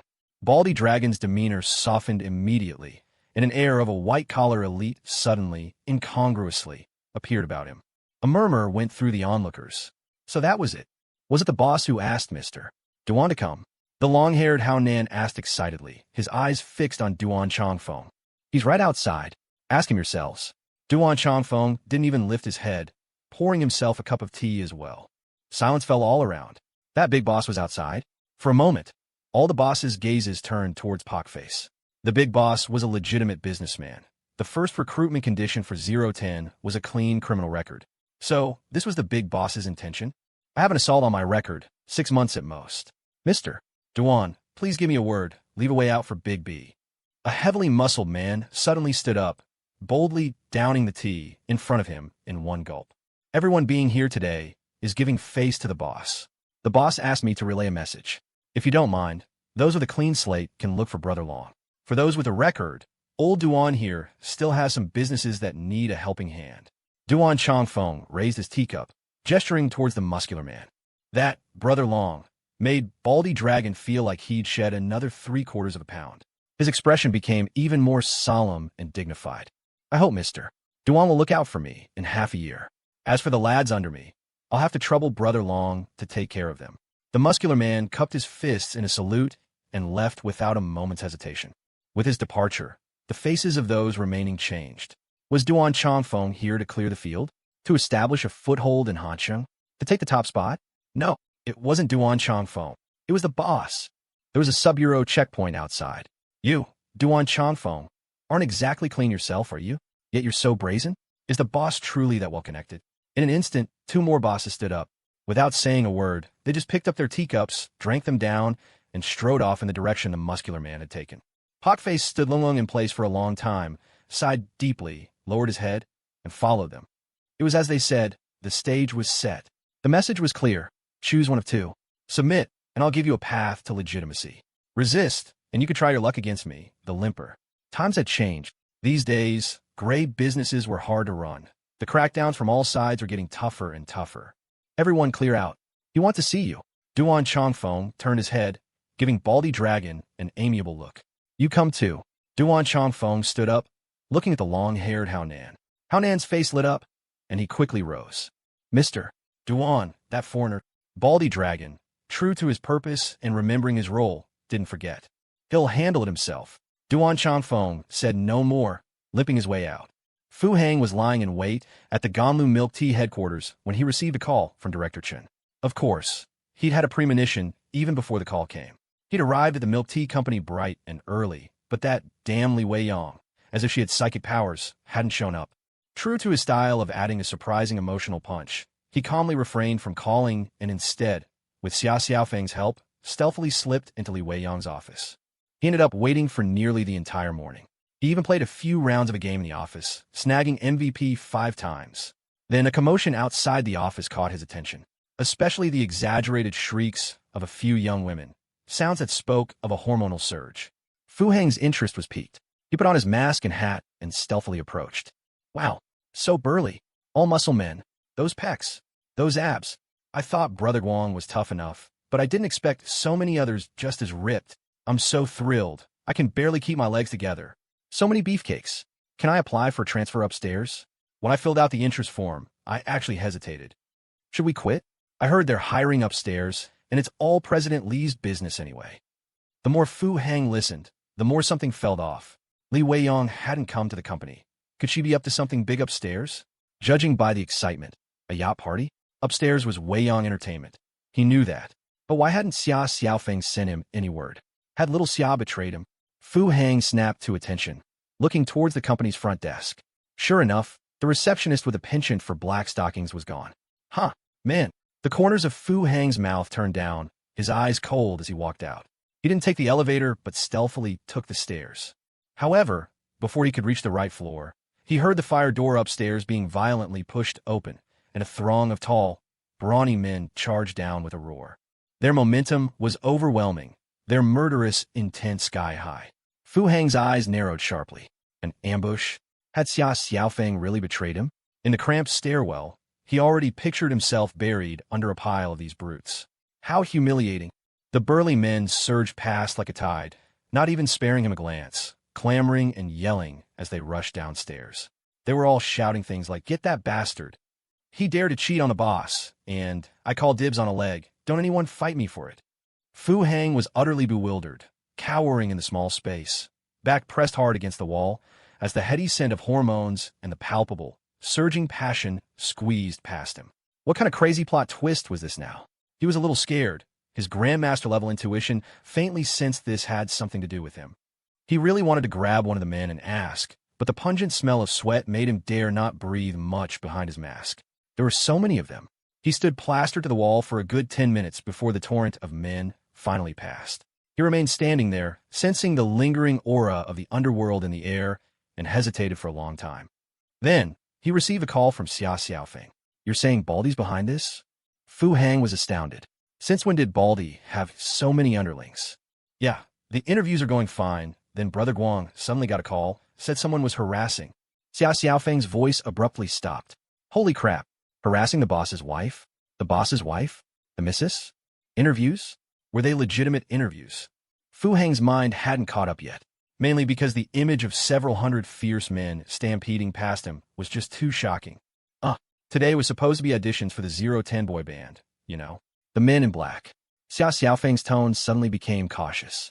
"Wait, what did you say about harassing someone just now?" Baldy said, "Someone was harassing the boss's wife." Xiaofeng had rationally switched from calling him Brother Guang to Baldy. Fu Hang paused for a moment. The boss's wife? His eyes widened dramatically. Baldy's wife. Qin Yuchu. Baldy only ever called Yuchu that. He even called Li Weiyang presidently. Fu Hang almost instantly turned and dashed towards the milk tea company, dialing Qin Yuchu's number at the same time. "Where are you?" Fu Hang's tone was exceptionally anxious. "Shopping with Andy." Qin Yuchu sounded very relaxed. "Is everything all right?" Fu Hang had already rushed to the floor-to-ceiling windows of the company lobby. Downstairs, a dark mass of various vehicles was frantically pouring out, making his scalp tingle. This commotion had long since alarmed the milk tea company downstairs. A crowd was pressed against the windows, chattering. Weren't they interviews? Why the sudden, huge commotion? Damn, I was peeking from upstairs just now. I was scared to death. It was really like a gangster movie. Brother Guang is so cool. With one call to arms, a mighty army charged forth. Are they going to chop someone up? I really want to go see. Cold sweat dripped from Fu Hang's forehead. Hearing Qin Yuchu's calm tone, the anger that had momentarily flared up vanished. Now he felt a growing unease. "It's fine now. Just now, there was a strange person." Qin Yuchu suddenly lowered her voice. "He said a lot of strange things, seemed like he was looking for you. He recognized that silk scarf, the one you brought back last time, the bloodstained one. Are you sure you're okay?" Fu Hang's expression immediately turned serious. "That silk scarf? The one belonging to that drooling sissy?" The silk scarf did indeed belong to that guy. Hadn't his hand been scraped at the time? While waiting for Director Chun, he'd used it to bandage the wound. Later, at the hospital, after the doctor disinfected and re-bandaged it, he thought about washing it and returning it, since the scarf looked expensive. Wouldn't that earn some goodwill? Reconciliation and compensation also required sincerity, right? But Director Chin never contacted him afterward, so the scarf had just been lying around at home. And now, someone recognized the scarf? Was it that guy's family? Damn it. Was Director Chun this unreliable? Had he really not contacted the family after all this time? Director Chun was way too bold, wasn't he? "Really, I'm fine." Little Guang's men were right there. But that person seemed to be a really good fighter. Two of the men couldn't handle him. Fu Hang pursed his lips. There were far more than just two of them now. Speaking of which, where did Baldy find all these people? Didn't he say it was just a few friends looking for work? Why did it feel like they were about to hold a martial arts convention? Imam, head home first." Fu Hang was silent for a long while before adding this, still worried. "Don't worry. Little Guang's two men are with us, and the people you arranged are here too." Fu Hang hung up, only then remembering that Qin Yuchu had escorts with her. Those people were very reliable. So, Fu Hang suddenly felt very troubled. Director Chun had really made things worse, hadn't he? Wasn't this just complicating matters? He had initially thought of calling Baldy first, telling him not to cause trouble. But just as he picked up his phone, it rang. Caller ID, Chun Xiao. "Where the hell are you?" As soon as the call connected, Director Chen's teasing voice came through. "Weiyang Entertainment," Fu Hang replied, sounding completely defeated. The most frustrating thing in life was when someone tried to help, but only ended up making everything worse. "This really you're doing?" Director Chen's voice carried a trace of exhaustion. Fu Hang didn't even have the strength to argue. "Am I doing? I don't even know what happened." "Forget it. Just remember next time. Any event with over 30 people has to be filed in advance for approval. Get someone who knows what they're doing to handle it ASAP and take care of the paperwork." The call ended with a click. Fu Hang stared blankly at the screen. "Paperwork? What paperwork?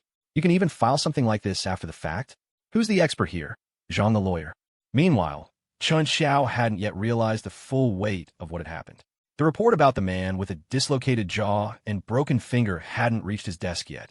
He only made that call because patrol officers near Weiyang Entertainment saw a large, organized group rush into the streets, and he happened to recognize a few of the men in black among them. So, following protocol, the officers reported it up the chain. When it landed on Director Chen's desk, he immediately called Fu Hang. He knew who those men in black were. After all, to him, it looked like another one of the finance genius's flashy marketing stunts. These things should really be reported in advance, he thought. Let me know ahead of time, so I can at least offer some backup, right? In the age of influencer economics, a popular brand could drive the local economy. Director Chen's view of the whole thing was still pretty naive. Fu Hang, a surprised and delighted voice broke through Fu Hang's thoughts. He turned, exasperated, to see Li Weiyang hurrying toward him. Sis, you're too late. And I'm in no mood for romance right now. This really you're doing? Li Weiyang looked at him seriously, her eyes sparkling with curiosity. She'd actually come to the office earlier that morning, but the moment the receptionist told her that Fu Hang was waiting for her in his office, she bailed. The whole collapsed wall incident had left a deep impression. She knew she couldn't be alone with him again.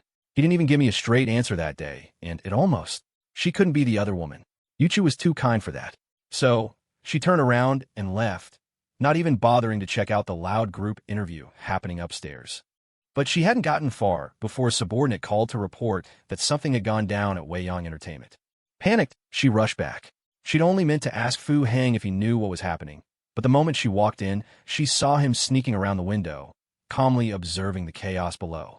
Is this another one of your marketing stunts? She asked, suddenly emotional, her tone filled with reproach. This man was always springing surprises on her, but couldn't he at least give her a heads up? Marketing. Fu Hang's brain finally clicked. Shit, is this what Qin Xiao was talking about? A video's already circulating online. It's getting good traction. Someone from the planning team suddenly shouted, shooting a glare at Fu Hang. Video. Fu Hang snatched the staffer's phone. The video was from a bystander, showing the men in black wildly chasing a foreigner down the street. A foreigner? Mr. Fu, how should we coordinate next? The marketing director was visibly anxious. If they didn't capitalize now, it would make them look totally incompetent. You guys handle it. Oh, and send someone to the local station. Handle the filing and whatever else they need. You didn't file this in advance. The marketing director was stunned. An operation this big, and no prior approval? It's fine. Director Chun and I already had a preliminary talk. Just send someone to finish up the formalities. Fu Hang tugged hard at his mask, trying to refocus. The marketing director's eyes lit up. Damn, this guy's got real connections. Pulling off something this huge without advance filing. The once chaotic office suddenly became a hive of busy professionals. Meanwhile, Fu Hang sat in a corner, frantically trying to reach Baldy, but the guy's phone was constantly busy. He was genuinely starting to panic. This thing might have gotten way out of control, and it wouldn't be easy to clean up. Of course, he hadn't expected things to escalate to the point of a full-blown Underworld kill order circulating outside. He sat there quietly, watching the marketing director barking out orders and spinning stories to contain the fallout. Let's hope this works. In his mind, the drooling foreigner was already a lost cause. What was done was done. Let Director Chun handle it. As for Baldy, he was probably just trying to suck up. Even if he did catch that foreigner, it wouldn't really amount to much. Worst case, they'd have to pay more in damages. Besides, there was a clear target in all of this. If you've got a grudge, take it out on me. Why go after Yuchu? Honestly, it might be good for the guy to suffer a little. Gradually, Fu Hang relaxed. Whatever comes, I'll deal with it. Li Weiyang seemed to be deliberately avoiding him. Once the meeting started, she slipped into work mode. Focused, meticulous, not sparing him even a glance. Fu Hang stayed hidden in the office, watching the flurry of activity outside through the window. Then his phone rang. It was a second call from Chun Xiao. Master Fu, I'm just a precinct-level police chief, Chun Xiao said the moment Fu Hang picked up. Fu Hang lost it. What do you mean, just a precinct chief? Weren't you the one who said you'd handle everything? That foreigner really cuckolded you or something? Chun Xiao's next line made Fu Hang snap. Bullshit. Your whole family's been cuckolded. If not, then why the hell would you go this far? Chun Xiao's voice was shaking. At first, he just asked the patrol officers to maintain order and offer a little support. After all, he owed Fu Hang a favor. But soon, as reports started rolling in, Chun Xiao went silent. Marketing? You call this marketing? You put out an Underworld kill order. Who the hell do you think you are? Not even Bloodhand Cripple would pull that crap on his own turf. Just as he was about to call Fu Hang again, another team finally delivered an additional report. It was the team assigned to protect Yuchu. They'd been conflicted. When the hook-nosed foreigner first made his move, they were nearby. At first, they thought he was just smitten with Yuchu and trying to play the hero. So they didn't intervene right away. Even when he started acting pushy, they hesitated. Their orders were clear: protect her in secret. Thankfully, that hesitation didn't last long, because the men in black showed up. Hook-Nose's ability to handle them made the team wary, but when more men in black appeared, they decided not to get involved. One of them did submit a symbolic report to their higher-ups. The upper ranks, sensing something serious, sent 2 agents to trail the men in black. And then, those chasing Hook-Nose got scared. They had no idea where that crowd came from. Is this still China? Are we filming a movie? Performance art? What the hell is this? Fu Hang's supposed to be in finance. Why the hell can he summon so many people? Is this really necessary? The foreigner didn't even lay a finger on the girl. The reports kept getting passed up the chain. Chun Xiao finally couldn't sit still any longer. He dialed the number again. What the hell is going on?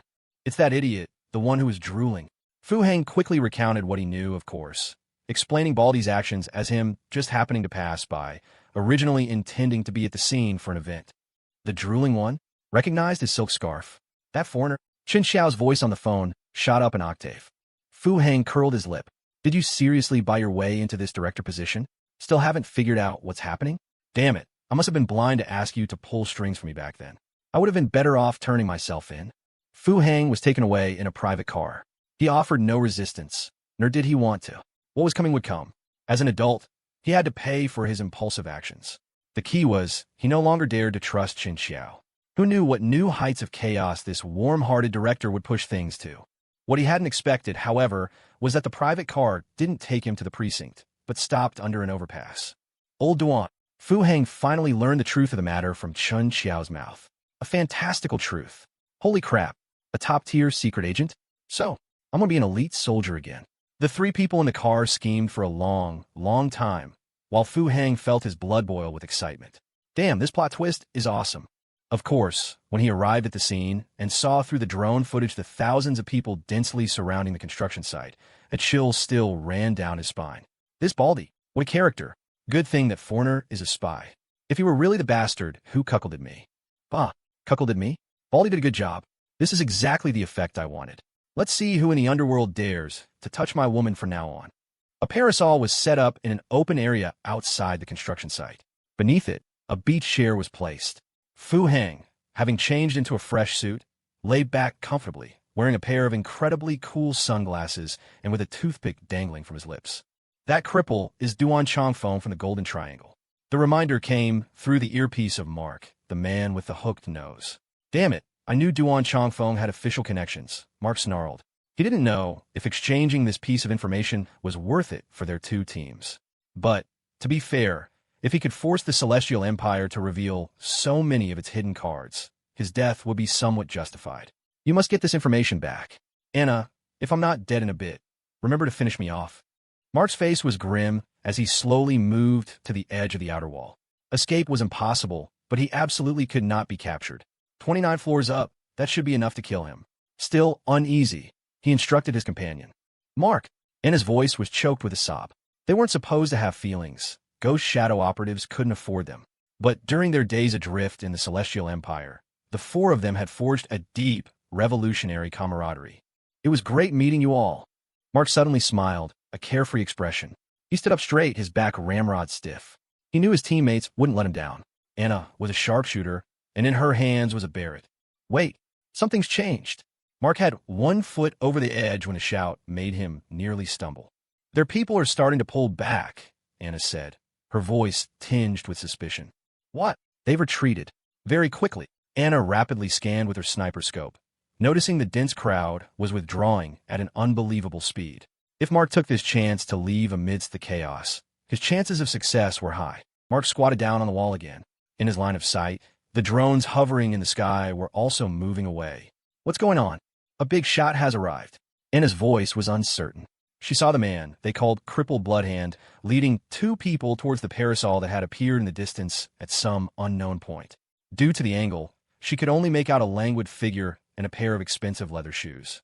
I'm washing my hands of what happens next. After bringing the men over, Duan Chongfeng gave Fu Heng a cold look, then limped towards an MPV waiting nearby.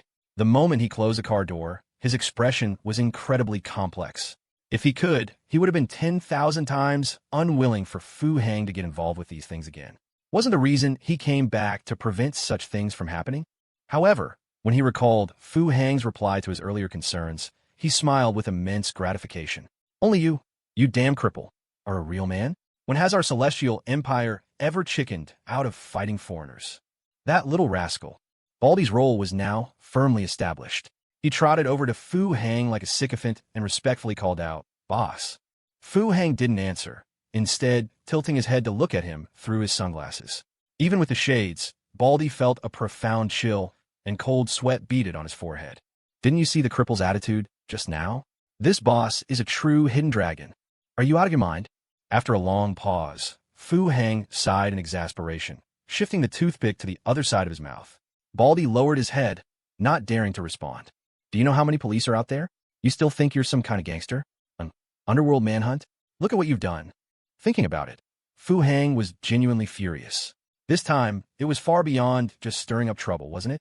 Baldy's head drooped even lower. Suddenly, the sunlight overhead was blocked. 3 enormous hot air balloons drifted in from the city's distance, hovering over the construction site. Baldy instinctively looked up and saw huge banners hanging from them. Before the first snow, sweet dew chases the heart. Sweet dew milk tea. Fragrant milk tea invites pursuit. Every sip a dash towards dreams. Drink deep, live fully. Sweet dew milk tea. Chase that sweet milk tea taste, where flavor dances and hearts entwine. Every lovely moment, a treasured note. Sweet dew milk tea. Huh. Baldy's mind reeled. He had actually panicked when he saw the exaggerated Xinjiang at the construction site. He knew he had caused big trouble for his boss. But now, he was also an executive in the milk tea company and the entertainment company. Having been exposed to such things, he instantly understood his boss's intention. He's cleaning up my mess for me. That 10 million in marketing funds. Go find Li Weiyang. She'll handle it. Don't let your friends make a trip for nothing. Their service fees still need to be paid. Fu Heng looked at the hot air balloons hovering above, silently impressed. The young mistress, or rather, her marketing director, really knew how to seize an opportunity. Baldy's eyes instantly turned red, and he trembled, unable to speak. With a big brother like this, he had no regrets in this life. Meanwhile, the long-haired handsome man, standing not far away, was utterly dumbfounded. Is this the handiwork of a true powerhouse? He had been involved in today's situation from start to finish, and towards the end, he had vaguely sensed that things might be spiraling out of control. After all, this was the Celestial Empire. Such a huge commotion would be hard to explain to the authorities or the public. However, how could he have imagined that this big brother would resolve it so quickly and effectively? I absolutely have to latch onto this guy. This is my chance to defy fate and rewrite my destiny. I've enrolled you in a course. You're to head to Seoul University right now. If you don't get that self-study diploma, you're not stepping foot off campus, Fu Heng suddenly said, his tone venomous. He had signed Baldy up for a self-study law program. You just go hit the books then. He actually really wanted to kick Baldy far, far away, but he couldn't bring himself to do it. This Baldy, he was all right. Better let him study some law, lest he suddenly pulls something like this again. College. Baldy's eyes lit up instantly.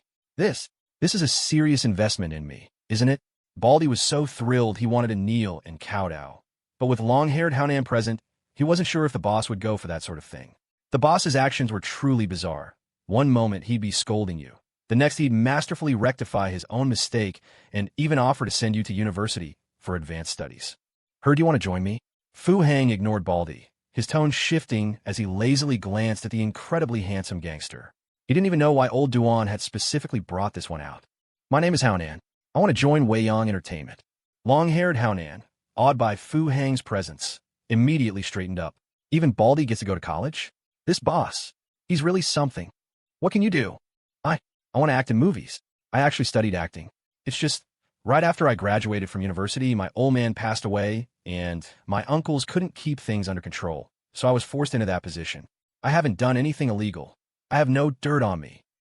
Fu Heng nearly bit through the toothpick in his mouth. You, with that movie star face, actually studied acting? That dragon tattoo across your shoulder isn't a temporary one, is it? Where did you graduate from? Beijing Film Academy. Fu Heng's sunglasses slipped a couple of inches down his nose. Holy crap. You're professionally trained. Report to the company tomorrow. Find Fong Tiandai. You'll be the male lead in the next movie. Fu Hang waved his hand, and Baldy led a tearfully joyous Haonan away. Mark was still crouching on the wall, listening to his companion's report, his expression incredibly complex. All gone.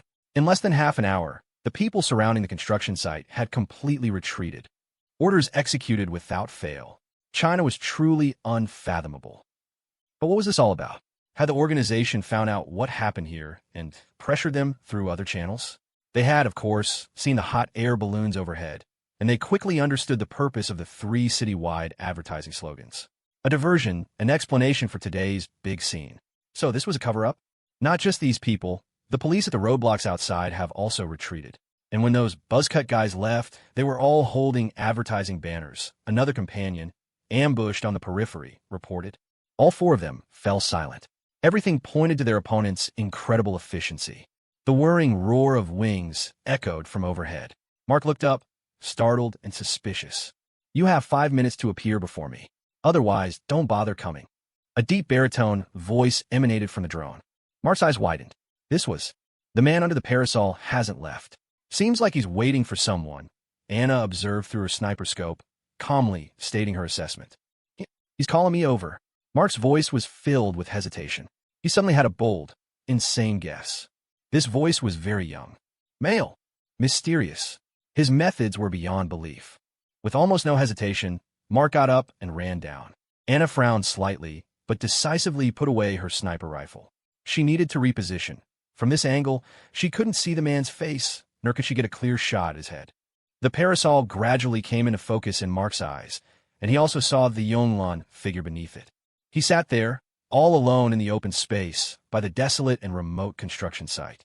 Yet, just by sitting there, he gave off the feeling that he owned the entire world, the power of life and death, looking down upon the world with disdain. It was the same feeling as with Baldy Dragon. Even through the sunglasses, he could still feel the chilling intensity of that gaze. Standing at a safe distance, Mark, his aquiline nose sharply defined, remained composed and silent, his body half-turned, full of vigilance. Everything that had happened today was too bizarre. It completely exceeded his scope of logical reasoning. Trash, Fu Hang said suddenly.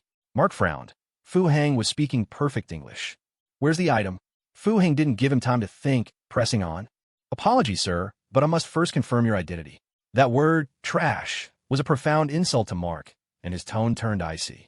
Anna should have repositioned by now, and the other 2 companions were likely nearby. If he wanted to leave now, no one could stop him. He was Ghost Shadow Mark. Hearing this, a corner of Fu Hang's mouth twitched upwards. He slowly sat up straight, gently pulling his sunglasses a little further down his nose, revealing a pair of indifferent eyes. Mark's heart clenched. Those eyes. He knew them well. It was the look one gave to a dead man. Before Mark could react, Fu Hang slowly removed the toothpick he had been chewing on from the corner of his mouth and gently pinched it in his palm. Mark was momentarily stunned. The man's gaze was piercing, but his movements, why so effeminate? The next moment, Mark felt a sharp pain in his knee, and he inexplicably buckled, falling to the ground. Mark's expression changed drastically. He desperately tried to stand, only to find his legs completely devoid of sensation. Don't. He's catfish. Mark choked out in terror, terrified his companions might do something rash. He saw me, and his incredulous voice came through the earpiece. Just moments before, she had instinctively aimed at the man's head. But looking through her sniper scope, she had met a pair of mocking eyes. That gaze stared straight back at her through the scope, as if to say, go on, try it. To make eye contact through a sniper scope with the person you were aiming at was a terrifying and absurd sensation. In that instant, Anna, who had never missed a shot, felt that even if she fired, her target would elegantly tilt his head at the last possible second, dodging her bullet. It was a hunter's instinct. She had become the prey. Trash. Fu Hang readjusted his sunglasses, once again leaning back lazily in his chair. With a flick of his wrist, he produced another toothpick from somewhere and stuck it in the corner of his mouth. Mark looked down, horrified at the broken half of a toothpick embedded in his knee. This was a genetically modified human? This was catfish, truly as unfathomable as spirits, and just as terrifying. It's here. Mark hesitated no longer, quickly pulling a card from his pocket. He wanted to deliver by hand, but with his lower body completely numb, he couldn't even crawl. After a moment's hesitation, He raised the card high and threw it forcefully. Fu Heng caught it smoothly, glanced at it briefly, then casually tossed it onto a nearby table. Where are the others? Call them over. Fu Heng's tone remained indifferent, as if he were deeply dissatisfied. Come on over, Mark repeated into his headset. It's confirmed. It's catfish. Soon, 2 men and a woman of varying heights stood before Fu Heng. The 2 men had bulges at their waists, while the woman carried a cello on her back. Just the 4 of you? Fu Heng raised an eyebrow. The Celestial Empire's border defenses are too damn tight, they. Useless trash.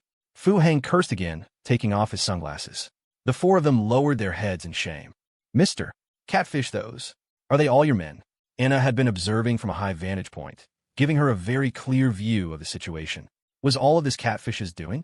How long had he even been in the country to amass such power? And he had connections within the local police?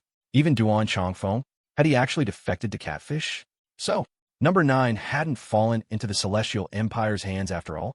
That SEAL team. Was Catfish the one who took them out? Had their intelligence department been compromised? Was this whole thing a setup targeting her specifically?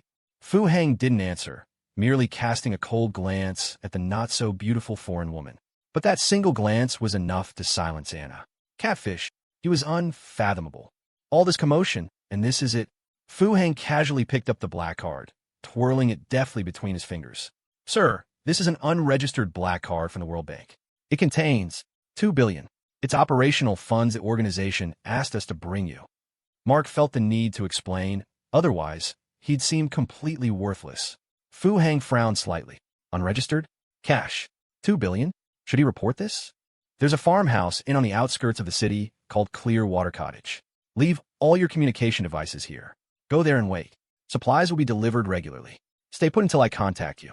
Fu Heng slowly got up, stretched lazily, and tucked the black card into his pocket. The 4 of them fell silent instantly. Was he putting them under house arrest? Sir, the organization sent us to cooperate with your operation, Anna ventured tentatively. Cooperate? A sneer touched Fu Heng's lips. Even though there are only 4 of us, our organization. Anna persisted, unwilling to give up. She felt this mission was too damn frustrating.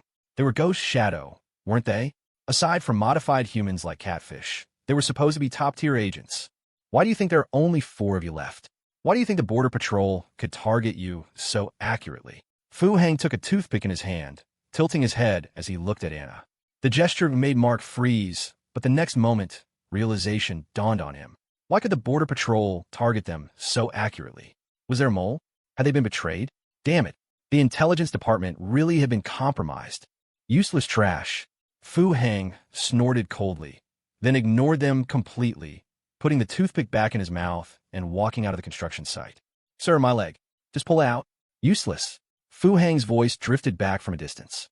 Gazing at his tall, straight, departing figure, feeling the open wind around them, the hot air balloon circling overhead with its conspicuous advertisement fluttering in the breeze, an endless desolation welled up in the hearts of the 4 top agents who had once roamed the fringes of the world. Their era, they feared, was truly over. Fu Wanqing sat distractedly in her living room, her gaze fixed on the huge crate on the coffee table, her mind filled with images of those ruthless, formidable men in black. She had suspected Qin Yuchu's identity was special, but she could never have imagined that this gentle, virtuous, young, and beautiful girl would have such a special identity. Sister-in-law? She was actually Big Brother's woman? The crate before her had been carried into the house by the men in black. But Fu Wanqing had a persistent, unsettling feeling that one day in the future, her own son might also be brought back in such a box, carried by men in black. So, was this a child who appeared demure on the outside, but was exceptionally rebellious on the inside? Was that why her relationship with her family was strained? And her relationship with Fu Heng, what was that for? Just for fun? What is all this? Are you sure everything in here is true? Zhu Biyun slammed the file in her hand onto the table, her gaze icily fixed on her assistant. She was in a terrible mood. Sweet Dew Milk Tea had pulled off another big stunt, directly employing several thousand extras for a massive performance art piece that had gone viral, now trending online. This Li Weiyang indeed had some tricks up her sleeve. Daring, capable, and knew how to play the game. This marketing move had practically pushed Sweet Dew Milk Tea's brand value to new heights. But what had truly made her lose her composure wasn't business. It was the latest investigation report her assistant had brought her. Information on her daughter, Qin Yuchu. This is all preliminary information, but The assistant's eyes darted around, unsure how to explain. After confirming Qin Yuchu's DNA, Zhu Biyun had immediately wanted to learn more about her daughter's past years, so she had sent people to her school to inquire. However, the information in her hands felt like a knife twisting in her heart. Scholarship student, top student, kept woman, campus belle, especially those rumors on the campus network. They were simply unbearable to read. The file also included that viral confession video. Wasn't she living with Fu Hang? Who the hell was this Lei Lu? She followed Sweet Dew Milk Tea, so she naturally knew their regular singer. In fact, after his image transformation, she had felt it was a bit of a shame. She personally preferred the sunny, handsome Lei Lu with the clear voice. But Lei Lu was also involved with her youngest daughter and kept woman. Fu Hang didn't seem like the type of man who could be keeping Yuchu, right? So, all this information led Zhu Biyun to a horrifying conclusion. Her youngest daughter was a player girl. The file also happened to contain a video recording of a conversation with a male student who claimed to be the vice president of the finance department student union. It had been secretly filmed when her people were randomly asking around on campus. Yuchu is a perfect goddess. She embodies all the beauty of womanhood. I am grateful to the heavens for allowing me to meet Junior Yuchu in my lifetime. I'm also grateful to fate for letting us know each other. I am equally grateful to her for her attention and appreciation. Yuchu supports my lofty aspirations, and I shall strive to reach the pinnacle with her hand in mine. Watching the devout and fanatical young man in the recording, Zhu Biyun fell silent. Had he been completely infatuated? And this was just a random interview. What about all the ones they hadn't interviewed? Youngest daughter, what exactly have you been through all these years? Did you see Yuchu at school today? Zhu Biyun's face was grim as she tremblingly picked up the file again. Every word in it was shocking to her. No, we heard she hardly ever goes to school, the assistant answered honestly. Zhu Biyun tilted her head back, slowly closing her eyes as 2 lines of silent tears streamed down her face. Mommy is so sorry. Then what did she do today? Zhu Biyun took a deep breath, gradually regaining her dominancio aura. It doesn't matter. So what if she's a player girl? The Qin family can afford to support her. That adopted older brother of yours, isn't he also a good-for-nothing who's lost his ambition and spends all his time chasing women? Compared to him, you're at least a top student, with a little guidance. Mommy believes in you, and please give Mommy some time. The person who followed her reported. The assistant suddenly trailed off, unsure how to continue. Zhu Biyun frowned, her gaze icy. She went shopping at a department store with Fu Hang's mother. What? Zhu Biyun's eyebrow twitched. Her own mother, asked you to go shopping with me, and you say you have class. But then you turn around and go shopping with that Fu Hang's mother. She also bought a gold headpiece worth 6,600,000. Zhu Biyun's furious expression froze on her face. I just gave you 10 million yesterday, and today you spend 6 million on jewelry? What did you buy such expensive jewelry for? Zhu Biyun asked subconsciously. It seems it was a gift for her. The assistant's tone was extremely cautious, and he even took an unnatural half-step back. For me, a flash of joy crossed Zhu Biyun's eyes. It was for Fu Hang's mother. Snap! Zhu Biyun cried out, shakily raising her right hand. Her manicure nail had broken. The assistant hurried forward, ready to help. You're saying she spent 6 million on jewelry for that Fu Hang's mother? Zhu Biyun shoved the assistant away, her face a mask of disbelief. The assistant lowered his head, feeling rather terrified in the face of the almost out-of-control Zhu Biyun. I just gave her 10 million yesterday. Zhu Biyun gritted her teeth hard. That card has no transaction records. The assistant blurted out unexpectedly. What? Miss, she didn't use that card to pay for it. Then where did she get the money? She has a boyfriend who seems to be a big brother type. The assistant's gaze flickered, not daring to meet Zhu Biyun's eyes. Big brother? Zhu Biyun's gaze fell back on the documents in her hand. So, you're being kept by a big brother. You flirted with the student council president, hooked up with a male singer, and even kept a delivery boy. Contact UM was assistant. I'll see him personally tomorrow morning. Zhu Biyun's gaze suddenly sharpened. She needed to resolve the Yuanbo matter in the shortest time possible, and then focus entirely on having a good talk with her darling girl. Yes, the assistant replied respectfully, practically fleeing. Many others suffered from insomnia that night, including Zhu Biyun, who had just finished recording her new song and was preparing to meet her boss the next day. She had finished washing up early, but as she was about to get into bed, she inexplicably went to the hotel bathtub and filled it with water for a bath. The warm water enveloped her body, but she still felt a chill all over. Tomorrow, she was going to see him. Fong Tiandai had told her so much these past few days, and she understood everything she said. But he's a man, isn't he? Zhuge Yun bit her lip, hugging herself tightly in the bathtub. She didn't actually dislike him. Even a woman like CEO Li was infatuated with him. And he was so domineering. That phrase, broaden your horizons, was deeply seared in her mind. If money can solve it, don't dither. I just want her to be famous. I haven't thought about returns. A classic domineering CEO, right? Domineering, imposing, handsome, wealthy. This should be the perfect ideal for all women, right? But why did he have to be a man? Men, women, they're pretty much the same. Just bear with it and it'll pass. Zhuge Yin suddenly recalled Fong Tiandai's words. Biting her lip hard, she picked up her phone and opened that study website she had secretly bookmarked. There's a huge difference, okay? Her body, submerged in the water, trembled. You bought my mom a gold item worth 6 million. Lying in bed, Fu Hang was completely stunned. It was a bit of an impulse buy at the time. Qin Yuchu said, shrinking her neck sheepishly. No, where did you get the money? Did your mom give it to you? I wouldn't spend her money. I have my own, Qin Yuchu said, lifting her chin proudly. 6 million? Where did you get it? Fu Hang was sure Yuchu wouldn't use Yuanbu's company funds to buy this. And as for the allowance he gave her, it seemed apart from the initial tens of thousands. He hadn't given her any more money. Could she have sold those shares? I robbed it abroad, okay? I robbed it myself. Qin Yuchu pouted, earnestly emphasizing the origin of the money. Fu Hang fell silent. He wasn't concerned about where the money came from, but rather how his mother, who had been frugal her whole life, would react to suddenly receiving such a gift. Here, take this. After a long pause, Fu Hang got out of bed and took a black card from his suit pocket. This card, he had handed it to Chen Xiao that afternoon when he was giving his report and summary, but Chen Xiao had acted as if he hadn't seen it, not mentioning it at all. He understood. Why are you giving this to me? I'm not short of money now. Hangyu shares are still in my hands. Yuchu frowned, a hint of vigilance in her eyes. This is your dowry, Fu Hang said in a low voice. Qin Yuchu's expression changed drastically. Dowry, not a betrothal gift. Don't overthink it. That's not what I mean. If you marry me in the future, you'll bring it back, Fu Hang said, tapping her nose. Okay. Qin Yuchu lowered her head and quietly accepted the black card. As a finance student, how could she not recognize a World Bank black card? Moreover, it had the same pattern on it as the one on that silk scarf. Yuchu was very smart. She understood the intention behind this black card, but she couldn't see through the underlying nature of it. Fu Hang didn't speak, just watched her quietly, his eyes filled with complex emotions. This damn system, it's becoming more and more unreliable. If something unexpected really happened one day, at least the origin of this card had nothing to do with the system.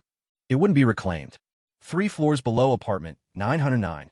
Under the cover of night, a limping figure furtively entered apartment 209. He hadn't taken the elevator, but had laboriously climbed the stairs. Pushing open the door, the distinct smell of wood varnish from new furniture assailed him. But the cripple greedily took a deep breath. He didn't turn on the lights, but sat quietly on the sofa and silently lit a cigarette. Plans can't keep up with changes. This apartment, which he had originally intended to live in after retirement, might not be a long-term residence after all. The phone rang. The cripple frowned slightly and answered it. This phone of mine might be tapped, you know? The cripple sneered, dissatisfied, feeling that the guy on the other end was becoming increasingly amateurish. The man in the trench coat fell silent, holding the phone and gazing up at the sky at a 45-degree angle. Tapped. The communication security in your residential complex is currently on par with the Pentagon. If I f***ing wanted to listen in on anything within signal detection range, I'd have to apply for permission. Didn't you say you were going to retire? How come it's only your second day back, and you've already consolidated the underground forces of Hansheng? Is this a move to make the Sanzu gang bigger and stronger, to restore its former glory? Do you think this was my idea?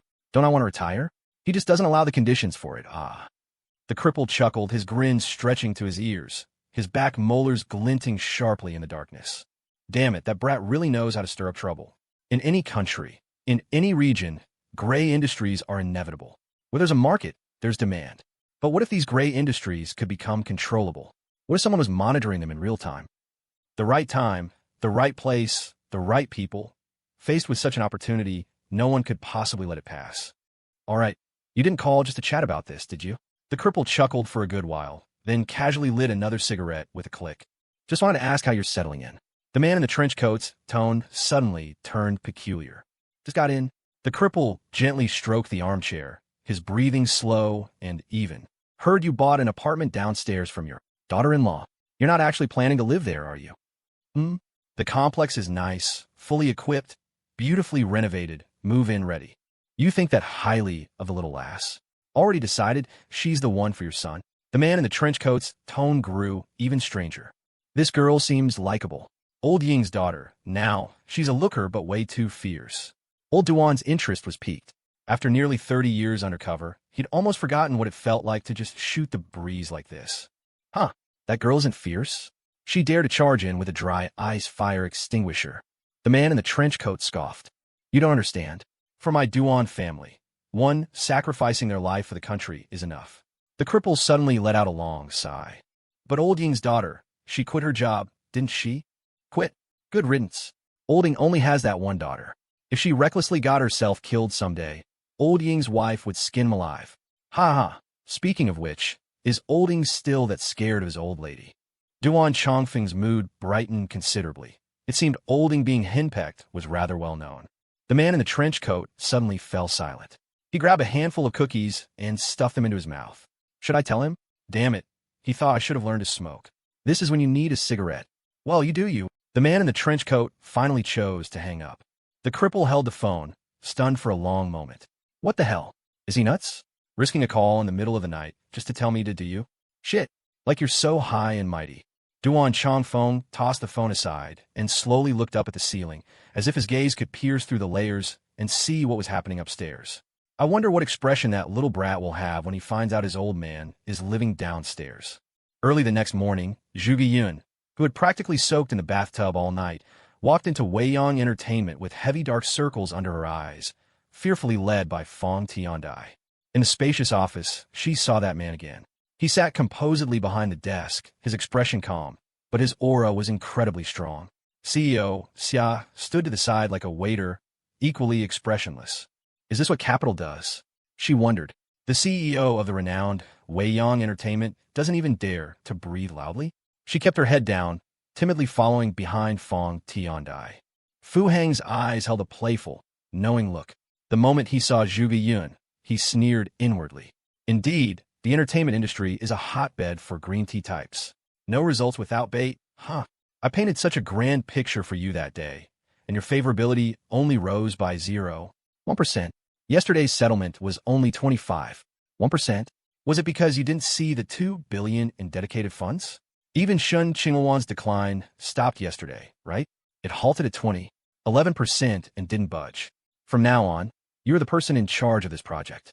Here are the dedicated project funds. The money has already arrived. Fu Hang shifted his gaze from Zhuge Yun, looked calmly at Fong Tiandai, and tossed a document her way. He fought the urge to let his eyes drift down and sneak a peek at those black-soled shoes, which today were likely paired with white thigh-high stockings. Me? Project lead? Fong Tiandai was shocked. I'm just an agent. I was already apprehensive enough just being involved in this project. And now you want me to be in charge? This is 2 billion we're talking about. Unwilling. Fu Hang's brows furrowed. I will do my utmost. Fong Tiandai was a veteran in the entertainment circle. She knew very well when to be polite and when to be modest. Tell me your plan. Fu Hang leaned back, subtly glancing at the cigarettes on the desk. A shadowy figure flashed, and the next moment, a flame flickered to life in front of Fu Hang. Xia Xiaofeng was utterly stunned. You're so handsome. Shouldn't you be going the idle route? Don't you have any idle baggage? Are you an even bigger suck-up than me? If you do these things, what am I supposed to do? Fu Hang, also slightly dazed watching the long-haired handsome man who had suddenly appeared, wondered, why do I always attract such strange people? Is this some kind of mutual appreciation among suck-ups? Zhuge Yun sat uneasily in her chair. Hearing that the dedicated funds had arrived, she didn't feel the joy she had imagined. Instead, clips from the instructional videos she had studied all night strangely replayed in her mind. A figure flashed before her eyes, and only then did she realize there was someone else in the office. So handsome. That was her first reaction. Too bad, another man. That was her second. This is Haonan. He'll be with you from now on. A film academy graduate, professionally trained. He'll be the male lead in her first drama. Fu Hang tilted his head, took the cigarette Haonan offered, lit it with the flame before him, and introduced him casually. This was someone arranged by the cripple, related to certain arrangements from higher-ups. Fu Heng didn't dare to be negligent. Anyway, it's all about leveraging connections. With $2 billion invested, does it matter who's benefiting from it? Several teams of people were on standby around him 24/7. Fu Heng understood these unspoken rules of etiquette and obligation. Haonan, huh? He's got great potential. Fang Tiandai's eyes lit up. She had noticed this man with rather excellent physical attributes earlier, but since the boss hadn't spoken, she hadn't dared to comment. Hearing it now, he was an artist assigned under her by the company and a professionally trained film academy graduate. It's good to have strong backing. With someone like him to act alongside Zhu Biyun, her confidence in quickly making little Yun famous grew even stronger. Hello, Sister Tiandai. Please look after me in the future. Haonan's eyes shone. Fu Heng had shown him the special project proposal on the table. $2 billion. With this kind of backing, what film crew couldn't they get? He couldn't help but discreetly size up the girl the company was determined to promote. Her aura is unique, and her looks are quite distinctive. Ahem. Fang Tiandai suddenly coughed. Is this guy nuts? She fumed internally, right in front of everyone, staring at the boss's woman like that. Newbies are hard to manage. Looks like he needs some disciplining. Men like him, who think they're all that because they're handsome, often lose their way. Is little Yun someone you can just gawk at? Indeed, that unrestrained, roguish air about you isn't just for show. That cough startled Haonan, making him jump. He wasn't some naive greenhorn fresh out of school. He had been a big brother who had sat in the chair for a while. He'd seen plenty of how things worked in the real world. He awkwardly sat back down, a chill running down his spine. Damn, I got cocked. This is clearly the big boss's woman. That foreigner, word is he just exchanged a few words with his sister-in-law, and a damn underworld kill order was issued for him. Although I don't know what happened to that foreigner in the end, the point is a cool $10 million in cash was put up for it. My own underlings got several $100,000 combined from that. He subconsciously glanced at the $2 billion document on the table and didn't even dare to swallow his saliva. If this were a $2 billion underworld kill order, every gang in the world would probably go insane, right? Meanwhile, in Yuanbua Trading's reception room, Zhu Biyun, her expression cold, lightly tapped her fingers on the tabletop. She had arrived early. Although there were still 7 minutes until the appointed time, she had already been waiting in this reception room for 3 minutes. Yet, that assistant Qin from Yuanbua Trading hadn't arrived. So audacious indeed. Zhu Biyun mentally reviewed her plan and her prepared remarks once more. Truthfully, she was rather unsettled. Not because of Yuanbua Trading, of course, but because of her youngest child. The information she had received yesterday was truly shocking. Her youngest. How could things have turned out this way? She blamed herself deeply and her heart ached. Yuchu, you really are here.